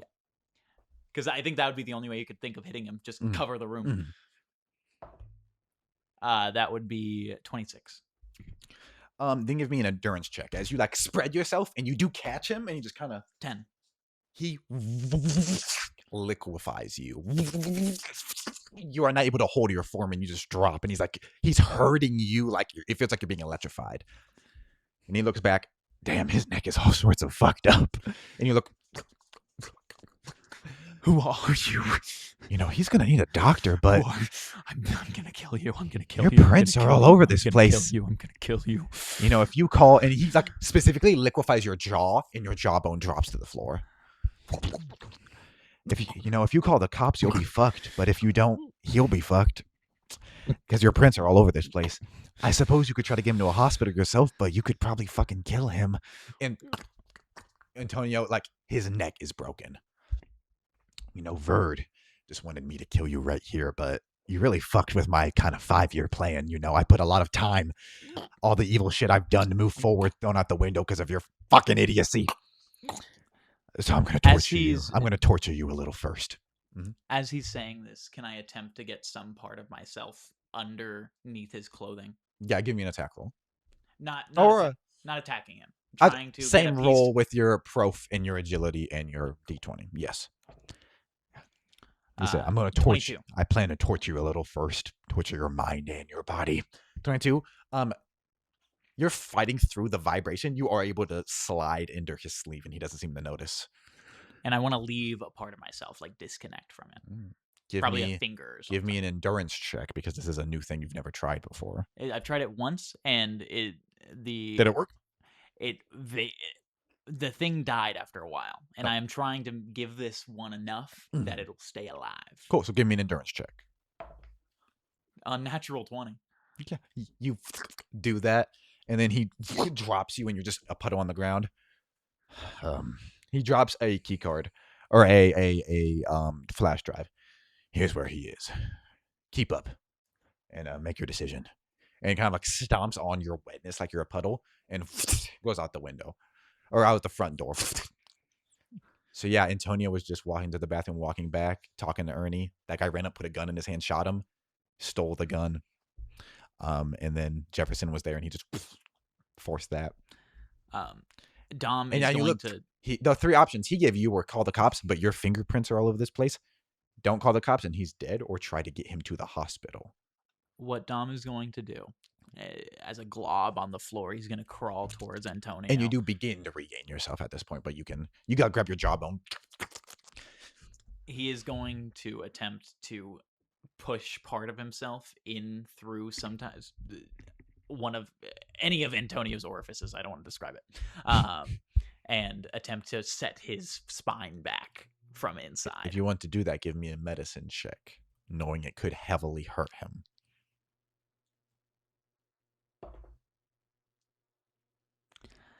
10. As you go to do that, Nick's like, do you know anything about this? I don't see anything in your brain. So call the cops. Did you want to do anything in the future? And the college was such a low thought that even Nick wasn't aware of it. You're not going to go to prison. Who cares if they find your fingerprints? Or maybe we can start a fire. And you're moving closer.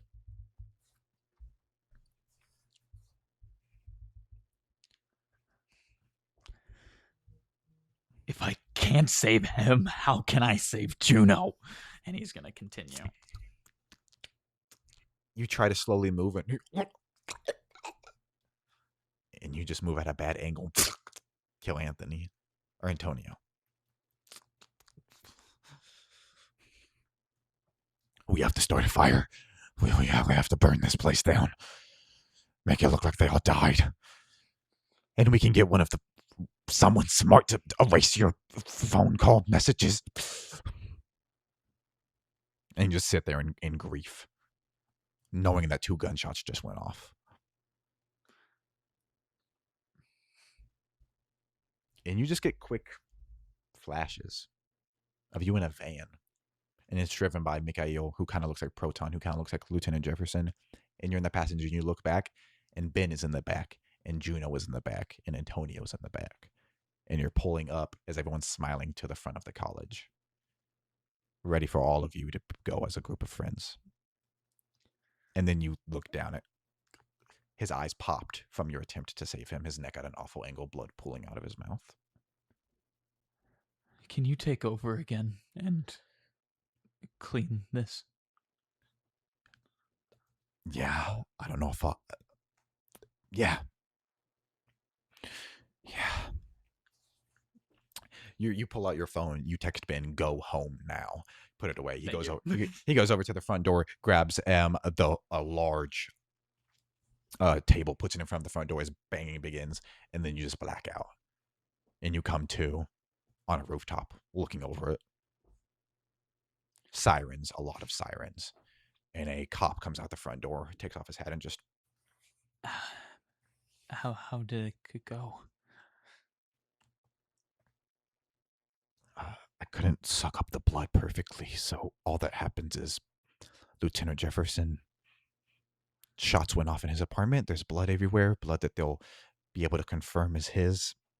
And some of mine. They'll think I probably died. We were able to... when you lose parts of yourself, you're able to suck them all back up.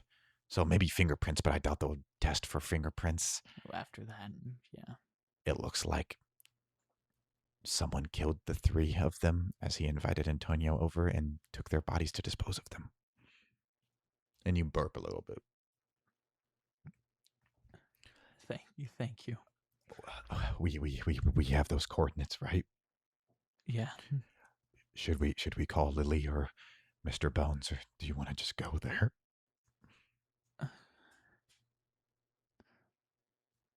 And do you remember the speedster now? The one that was doing all the fucked up shit. Like killing that mom and stealing her baby in the start. Which now we know why he took the baby.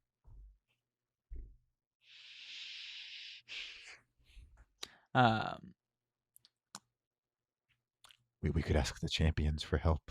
I think he is... Because now he knows that somebody sold Protean's blood. That was... who said that? Someone theorized that, and it seems logical. Was it Mr. Bones? No. Oh, yeah, Verlac said it. Confirmed it. So he said someone in the champions sold his blood. So you could go to the champions, rat that out, as that's its own thing. He's gonna call probably Lily. I think Lily. After a couple rings, actually, unfortunately, let me open up this. Rain is drumming against the rooftops as Lily Lincoln is walking alone through New Caldera. This is just me. Her hood is up and her hands are buried in the pockets of a worn coat as neon signs ripple across puddles at her feet. Police sirens echo somewhere distant, swallowed by the city. She keeps moving.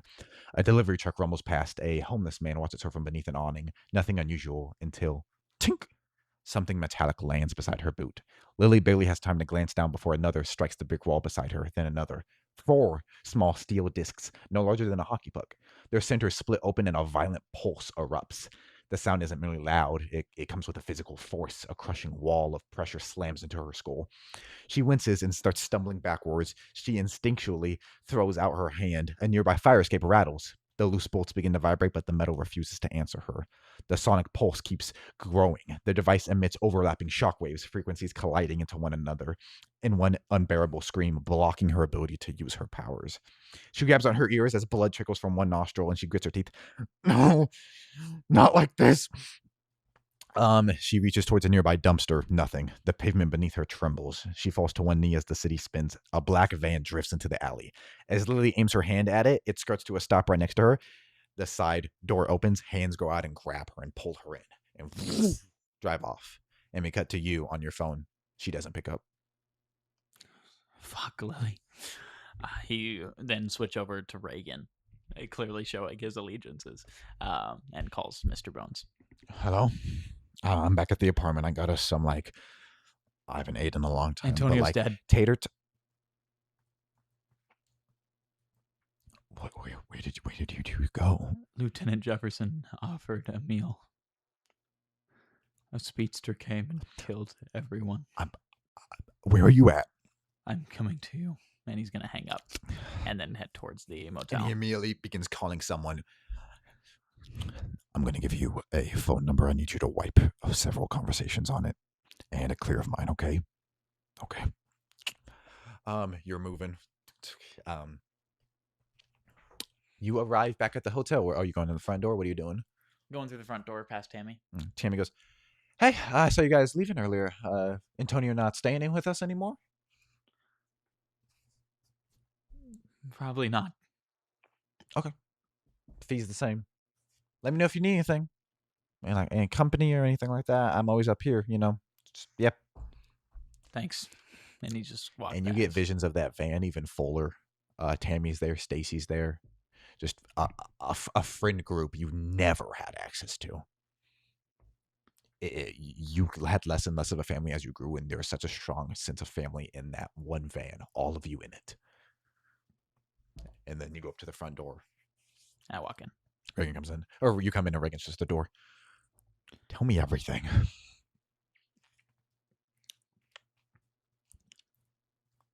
They're dead. A speedster came in and killed them. I left a piece of myself on him. And he lifts up his hand, probably missing a finger or maybe a part of the palm, something like that. I don't know if there's a way to find it. I thought I put enough in it to keep it alive. Try. He touches your shoulder. Go on. Give me an endurance check. Natural 1. We cut to just a small bloody pile on the street that looks like it's been eviscerated from an incredibly high speed. And do you think earlier when I gave myself disadvantage on an endurance check, I don't remember what it was for. Do you think I earned an inspiration from that? Sure. Can I use it right now? Yeah. 6. Same result. Cool. Damn. So, do you think he was working with the mob?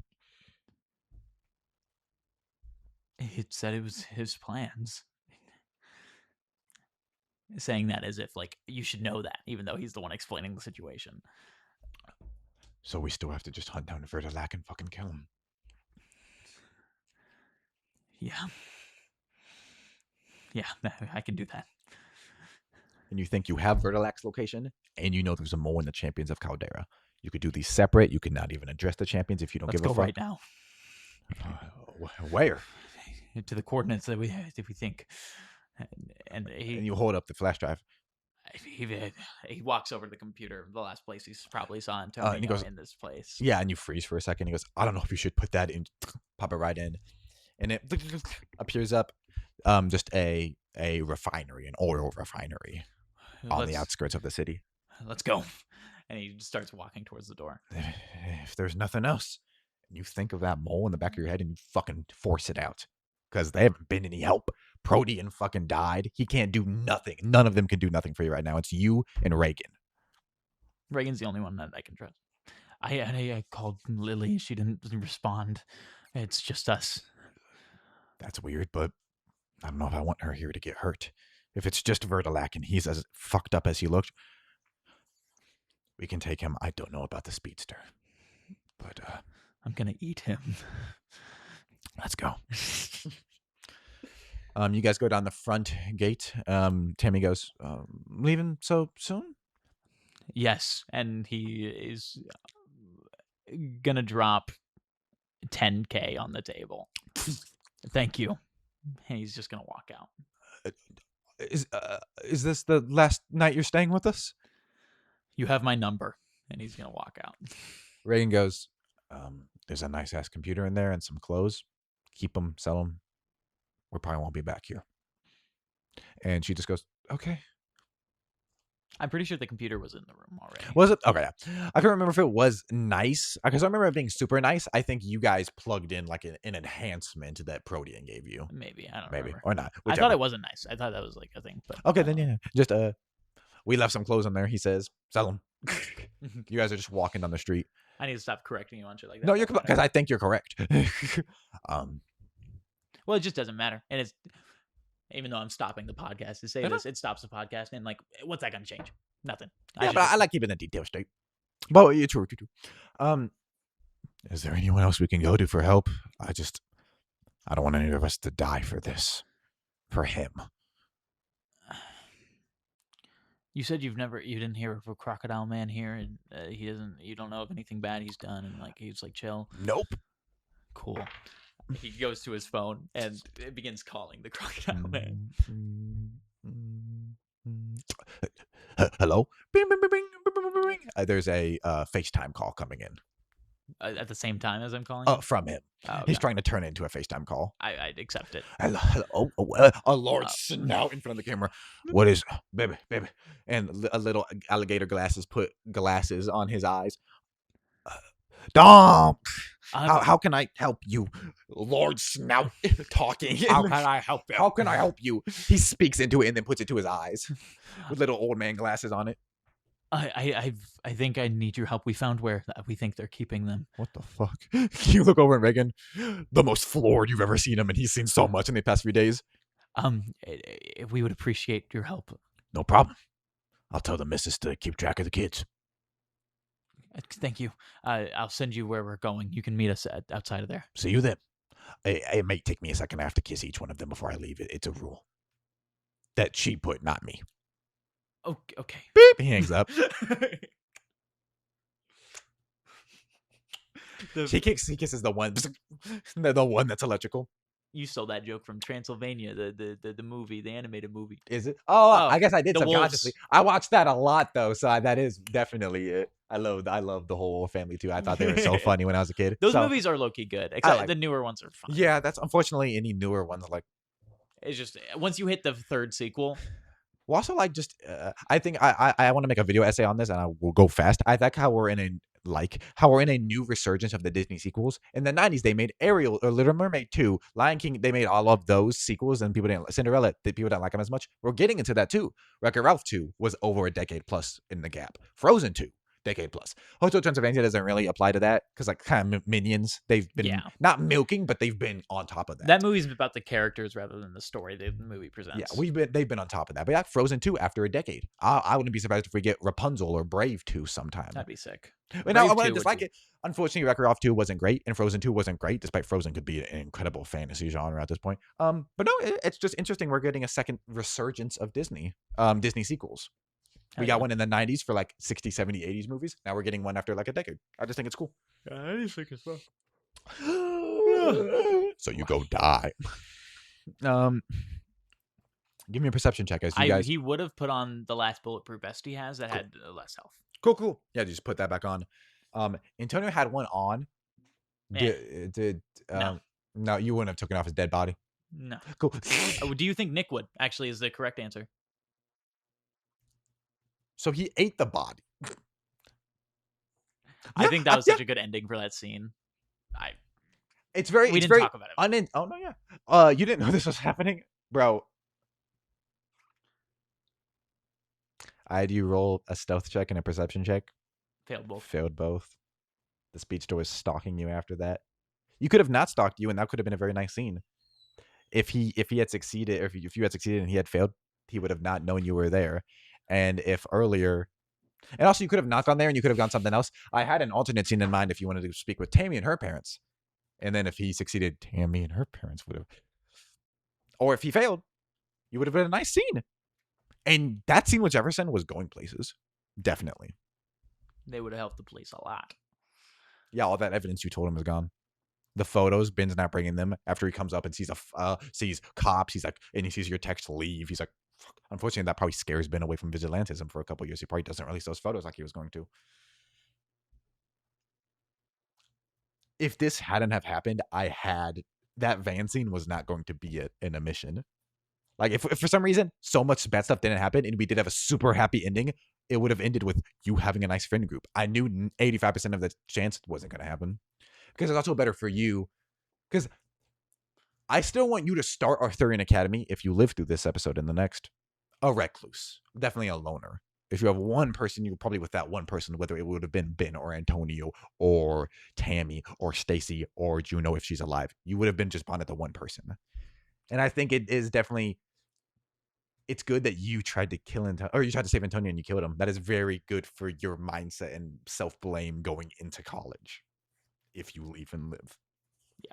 Give me a perception check as you're just walking throughout the city.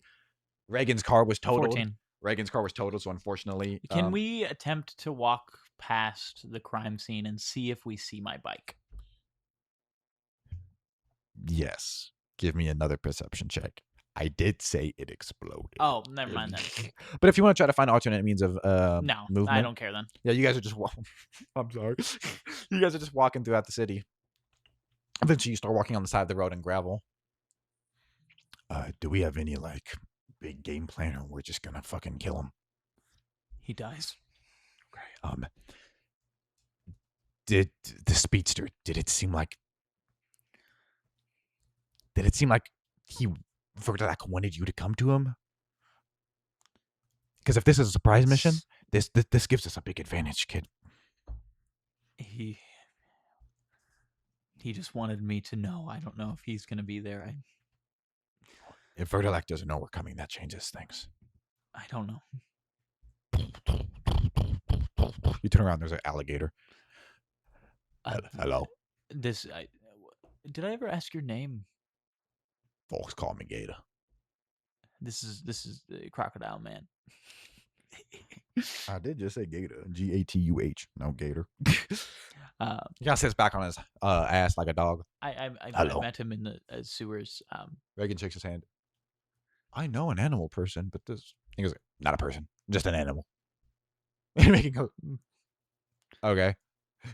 But he's a very nice man, and he's a very appreciative part of his community. His community.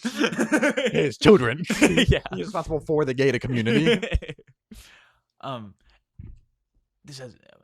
He wouldn't be thinking about that right now. He's in there. He's gonna die. Looking at the Gator Man. Oh. Verdalak, he's the head of the Russian mob. He kidnapped a ton of people. Oh. You know what I thought happened with Antonio? I forgot to say this, but before I forget. I thought Antonio was brainwashed by Verdalak, and it was like he had a Winter Soldier moment, is what I thought happened for a minute. And that would have been the two directions that could have gone. It's crazy. I like that trope a lot. That's all I say. Unfortunately for you, you play in 5 different campus. So you no, I love Winter Soldier. He's one of my favorite Marvel characters. No, yeah. And that's what you would assume too. I didn't mean to. That's what I wanted. I wanted you to think for some reason, was he mind controlled? Did Antonio betray? Did Ernie do something to him? This random old man. He was just walking back from the thing. Is hello, sir. Get out of my television. That's exactly. And then he just sits there. And with the gun in his hand. For whatever, I rolled a couple checks before, like when I was writing this scene, because I do that sometimes. I roll before I do it just to know how to go. If for some whatever reason Jefferson had spotted, or because this is a cool speedster ability I made. If Jefferson spotted the speedster, he could have just chosen not to do it. Like if the speedster is running for the gun and Jefferson spots him, he can just not do it. Then the speedster would have just killed both of them, or he would have killed Ernie, put a knife in his hands, and maybe Jefferson would have shot the kid. But no, he took his gun. And then Jefferson just asked, "Can you get my radio? Can you get cups? Can you get something?" And then just super easy. You run up, you push, you do it. And if that hadn't have happened, if you had taken Antonio and fled, which is what I genuinely thought was going to happen, it just looked like a murder-suicide. For whatever reason, Jefferson shot his dad and he killed himself. Which would have been so much sadder of an ending. I did not think what was going to happen, but I liked it. I thought you were going to run. It is so... with him or leave him. And it's like, did he throw the kid and kill his dad and kill himself?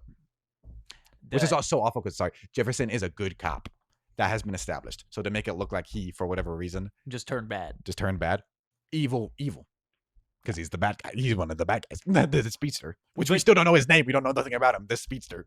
I want you to imagine it as a television show. The idea of that scene happening, him saying that to Nick, and then commercial break. Oh, the new Arby's. And he's just sitting. Yeah, I agree, definitely. Commercial or just a smash cut would be great. Yeah. Can you fix this? One hatching in my Popeyes. Oh, it's all food commercials. Ground beef. Farmers are the backbone of this generation. Doing a comedy show, that would be the bit. It would be a fake commercial. Yeah. And then we pan out from the TV back up to him. If this was like an Invincible, more goofy, and we have a little bit of goofiness. Oh my god. We're now in Dom's blue suit arc. For sure. Venom, blue suit, for sure. Black suit, if we're doing Batman, went from blue to black. For sure. So you... Sorry, I killed you. Your pseudo dad and your best friend in one go. He didn't do anything wrong. No one in that room did. Especially fucking Arnie. He's a dick, but he's racist. Yeah. That was the Cotton Hill. He's not Asian. He's not Chinese. He's Laotian. He's like, are you Czechoslovakian? What are you Bolivian? No, you're Russian. I know. The Cold War was really hard on Ernie. He was really scared all the time. The Red Scare got him. Maybe the Cold War actually wasn't cold. It's called the Cold War because nothing fucking happened between America and Russia for 30 years when we thought it would. Maybe some stuff happened. Maybe he fought in this war, this veteran. Yeah, maybe. Cool. So you give me a perception check as you three are creeping along the road a little more louder for Gator. But he's trying his best. 16. You are able to look through this tree line at this just old abandoned refinery. No lights on, all dark. Reagan goes, I can see in the dark. Can you? Yes. Great. Gator? Yeah. Do we want him to wait outside if we're trying to sneak in, or do we want to just try to level the place? I'm walking in through the front. He's just going to start walking. He grabs you by the arm. If we die, whoever you're looking for, we can't help her at all. If we win and we beat the fuck out of him, he could tell us. Whatever happened with you and Antonio, I'm so sorry, but that's not the end of your story. You can save this girl. And you can stop any more kids ever getting hurt in Falkland. But if we fuck up and Verdalak gets free, he'll keep killing and eating kids. And worse, normally trafficking them. We gotta play this smart, kid. Especially if that fucking I've speedster's done here. this smart this entire fucking time. And it got you within Vertilak's clutches. You almost got him the first time. Now, even if we wanted to, we have so much less prep this time. But if we still prep a decent amount, we could get this done.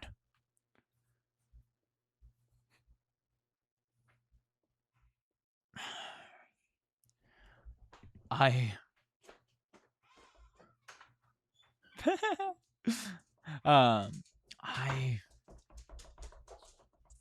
cutest thing ever just happened. Barged his way in. Nose poking through the door. Hi, guys. So much happy stuff is happening. Hi.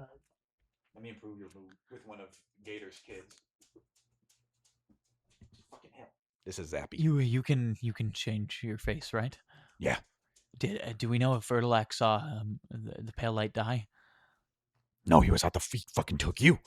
Can you look like him? Easy. I remember I blew his fucking head up. And that's when you get the confirmation.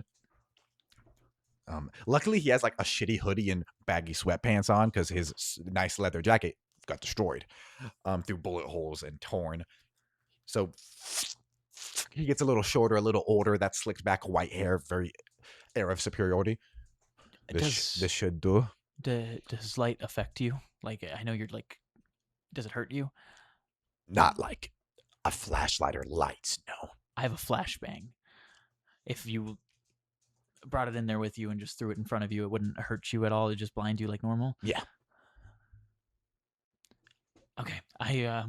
You take this, and he pulls it probably from a backpack he has, which I assume he just takes off the backpack before he starts fighting people. Yeah. Oh, fucking Spider-Man sometimes throws a backpack and shoots it. So you like just tossing the backpack all the time would be cool. Yeah. I like when they just don't just ignore it. That's something that's really good about Andrews and he throws it in a dumpster, a nearby dumpster every time. Andrews and Tom's, they often throw their backpack and shoot it to the wall. I love that so much because it fits the teenager aesthetic. The idea of him like changing in the alleyway and like, needing to make sure that that's where it is when he comes back. Yeah, because he needs. And I love finding backpacks in the Spider-Man game. They're such a cool idea of a collectible. And you made me do that in this with Ben Hogan. I found his backpack in a vent. Yeah. Which was just a small reference and then ballooned into an actual character. I didn't plan for a wall crawler. I think it would make sense if that's it's Nick's friend specifically. If it's Dom's friend is that kind of character. I agree. For sure. Fold for him very well. Yeah. Foil, not fold. But okay. You talk to him for a bit. I'll crawl through the vents to see if there's any, I guess. And then Gator, wait for the flash. Okay. And then kill anybody besides you two? Except for children. Okay. If they're in there. Trying to think of anybody he doesn't want to kill. Are you a child? No, I'm a man. Okay. Well, don't kill. And Reagan goes, no. Anybody that looks like him or younger, do not hurt. Matter of fact, use your judgment. No, don't do that. He likes kids. He likes kids. No, I mean, there's gonna be a man in there with a long, dark hair, greasy, with fangs. We want him dead. If you see a speedster, we want him dead. Anybody else that has guns or something, do not hit anyone that looks like him or younger. Just small people. What if there's a little person? Okay. If there's a question, ask us. I don't care if it's in the middle. Okay. What about this one? Well, this one. Some 5-year-old. Oh, that's so fucking scary. Joke. Okay. You guys, give me an investigation check. Yeah, I go on top of the building. I'm going to roll a deception check as he just begins walking. That is, you said perception or investigation? Investigation. Cool. 11. Investigation. Yeah, so you're able to like climb up the walls and creep, and you're able to like look through some skylights. Coming in is just Reagan, who like goes out. Vertilak, overbus. I escaped from this morning's events. Hello?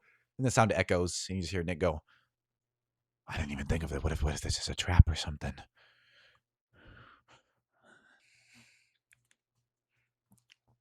It's not. Okay. you want me to roll deception? But probably you would just know. Yeah. If this goes... It's fine. It'll go fine. Are we ready to die here?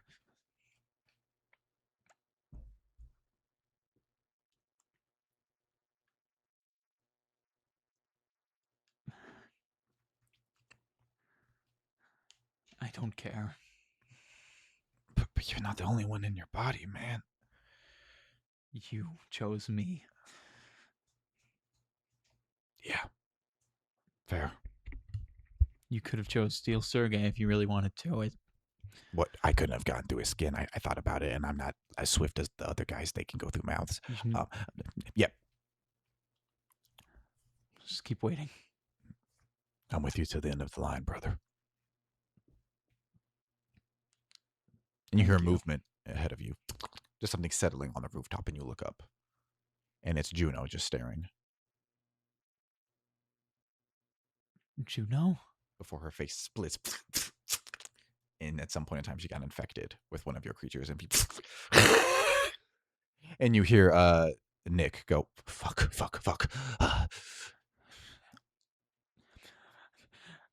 I don't know what to do. Well, that's okay, because the flashbang goes off, and you level up, and this is the end. Let's go to scene 2. Evil. And next session is the last session of... And I realized why nothing was showing up for me after you sent it. It's because Google Docs randomly decided to change my sorting type from last shared with me to last modified by me. Yeah, so, it will do that randomly, and it's so annoying. And my last shared with me is so little. I have so little shared with me besides his character sheet, but I modify shit constantly. Let me put this bitch into viewing, and then we are ready. Let me re-add it. It's a professional situation over here. Dear listeners, I regret to inform you we are almost at the end of our journey, but I'm happy to report this penultimate issue of Dark Tether was more nerve-wracking than ever before. Whether it be New Caldera, Washington, or the Moon, the action shows no signs of slowing. Unfortunately, this may be the lowest we've ever met our heroes. Is a Pyrrhic victory the only possible ending left for these characters? Lily Lincoln, the Iron Maiden, awakens slowly. A single hanging light swings gently overhead. Concrete walls, no windows. She recognizes it instantly as an interrogation room. Her wrists are restrained to the arms of a plastic chair. Not handcuffs, but reinforced nylon rope. Across from her sit 2 men. One is completely bald, wearing an immaculate charcoal suit. His hands rest calmly atop a manila folder. He also sits on a plastic chair, plastic cufflinks on his suit, and a plastic pin. The other stands near the wall, tall, broad, long gray hair tied in a ponytail. Behind his neck, a thick beard reaches almost to his chest. These are the men who were watching footage of Lily and Dominic days ago in issue 3. Good evening, Miss Lincoln. Lily tugs once against the restraints. They won't break. I figured. I don't know either of you. No, but we've known you for quite some time. He opens the folder. Photographs spill across the table between them. The abandoned church, Maggie entering, Sasha unloading beer from her truck, satellite images. Phone records and financial transfers, a grainy photograph of Lily wearing civilian clothes entering DSS headquarters, the Department of Superpowered Services. Security, and a timestamp stating it was after she was officially declared dead. Lily's expression hardens. We know Director Margaret Walker helped falsify your death. We know Special Agent Sasha Johnson has been supplying you with classified intelligence and federal equipment and operational support. We know the 3 of you have been operating outside every legal authority afforded to the Department of Superpowered Security. If this file reaches internal affairs, Maggie loses her career. Sasha goes to prison, and you, another folder lands much thicker. We never see daylight again. Breaking and entering. Federal property theft, unauthorized surveillance, illegal possession of classified materials, destruction of public infrastructure, assault, aggravated assault. Lily groans as blood drips from her nose, and she's just bowing her head. Interference with active law enforcement investigations, obstruction of justice, multiple counts of vigilantism, several counts of murder in several degrees, and perhaps my personal favorite, failure to register as a super-abled individual under the Enhanced Persons Accountability Act. You've been busy. Why? The bearded man steps forward and speaks for the first time. Because none of those crimes concern us. What concerns us? He reaches into another file. Inside is a photograph, but not of the Iron Maiden.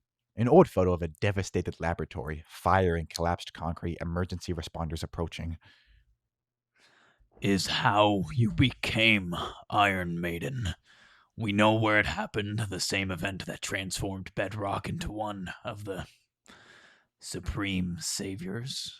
Made you this. Lily does not respond, and the bald man smiles. Good. You know when to listen. We're not interested in exposing you. We're interested in employing you. So this is blackmail? No. It's leverage. We need you to bring us someone. Alive? Preferably. And if I refuse? We're not here to threaten you if you don't do this. He reaches beneath the table, another folder, but unlike the others, it bears no classification, only 2 words, Project Lazarus. He places it gently in front of her. We're here to offer... Oh, shit. We're here to offer a gift, if you do. You're bullshitting. Project Lazarus is a myth. Almost. A work in progress at best. He closes the folder before she can see inside, but it shows promise. A long silence follows. Rain pounds faintly somewhere above them, and Lily stares at the folder. Fine. I was hoping you'd be practical. So what's the job? The men look between each other and grin. Your target is codename Dark Tether. What the fuck's Dark Tether? Is Sparta going to gain control of the entire lunar base? Will Dom come any closer to finding Juno? Listen. I decided to put that at the end of here instead of the start of next session. So, will Dom find out if Juno still resides within her own body? Is Lily Lincoln willing to obtain the Dark Tether in exchange for this cryptic... Listen, sometimes I finish these a day, or halfway through the day. Is Lily Lincoln willing to obtain the Dark Tether in exchange for this cryptic Project Lazarus? Find out next time on the final episode of A Superpowered Earth, Dark Tether! That was issue 5, cutting out the cancerous rot of Earth. Now, is that cutting out the rot? Calling Antonio the cancerous rot of Earth. No. Is that cutting out the rot from Earth, or is it cutting out the cancerous rot of Earth? Is Earth the cancerous rot? Damn. It seems like Sparta has control of the fucking moon, so... Dom can't do nothing. He would have that fixed right now.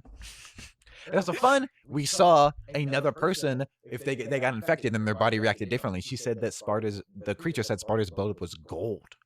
Probably some Amazonian divine shit. So he can't really move, or he just got the ability to move, but it seems like you're much more liquid than an average one would be. He's much more sturdy. Whoever's in Sparta can only do tethers, and that's really it, but he's still really strong at fighting. You got a lot of control. He got a little. Maybe there's other ways. Maybe Juno's a person you're going to kill right when next session, or maybe she's in there. She didn't seem to have much emotion when you saw her. But regardless, the flashbang went off downstairs. Next session's the last one. Ready for college? If you live. Oh my gosh. We'll see. I legitimately have no ideas of what I will do next time, and I'm going to leave that to next time, Ashton. It's really rough. This is a very sad session. Yeah. It's been very fun and very sad. In my opinion, very fun. Did you have fun? Yeah. No, I hated this. Well, you could say you hated it. No, That's I didn't. completely okay. A lot of bad stuff happened. No, I had a very good time. Fuck you. I want you to check if I have the final episode confirmed so I can advertise it. The title, I mean. Like if we're going to do the final. No, it's not happening. I do not have issue 6. Oh. Issue 6, The Waning Shadow on the Far Side of the Moon. Hell yeah. How excited. Wow. Wasn't the first episode called something similar? I'm going to find out so fast on my phone because it'll be faster than my computer. I don't think it was, but I because it sounded familiar. But I told you some titles because I had such fun making it. I think I told you the name of this title or the next title, The Waning Shadow on the Far Side of the Moon.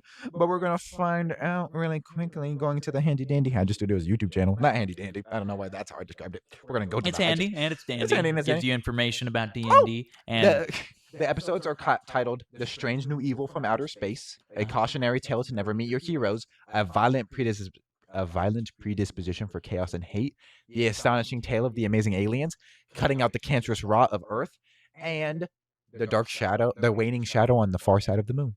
Fuck yeah. 6 episodes, a lot happened more than you would think in 6 episodes.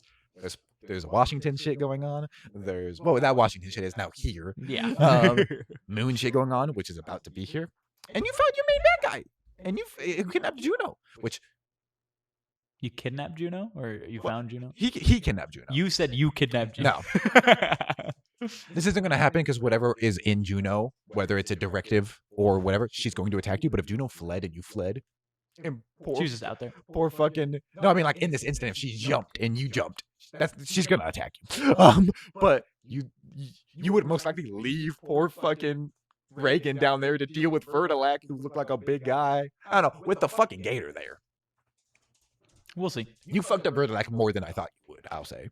Yeah, I did get that. You 20. did good. That nat 20 was a big. I just like the idea of it just sinking slower into him. Because he doesn't think, oh, this doesn't hurt that much, and it's just slowly going farther. Yeah, that speedster, he's a fucking villain. His introduction in all the way at episode 1. That's Homelander right there. A woman was running with her baby, and he ran up, slit her throat with his finger, and took the baby. And outside of like me describing quick flashes of speedster, we saw him in episode 1. We saw some quick flashes, and now we're seeing him again. Evil.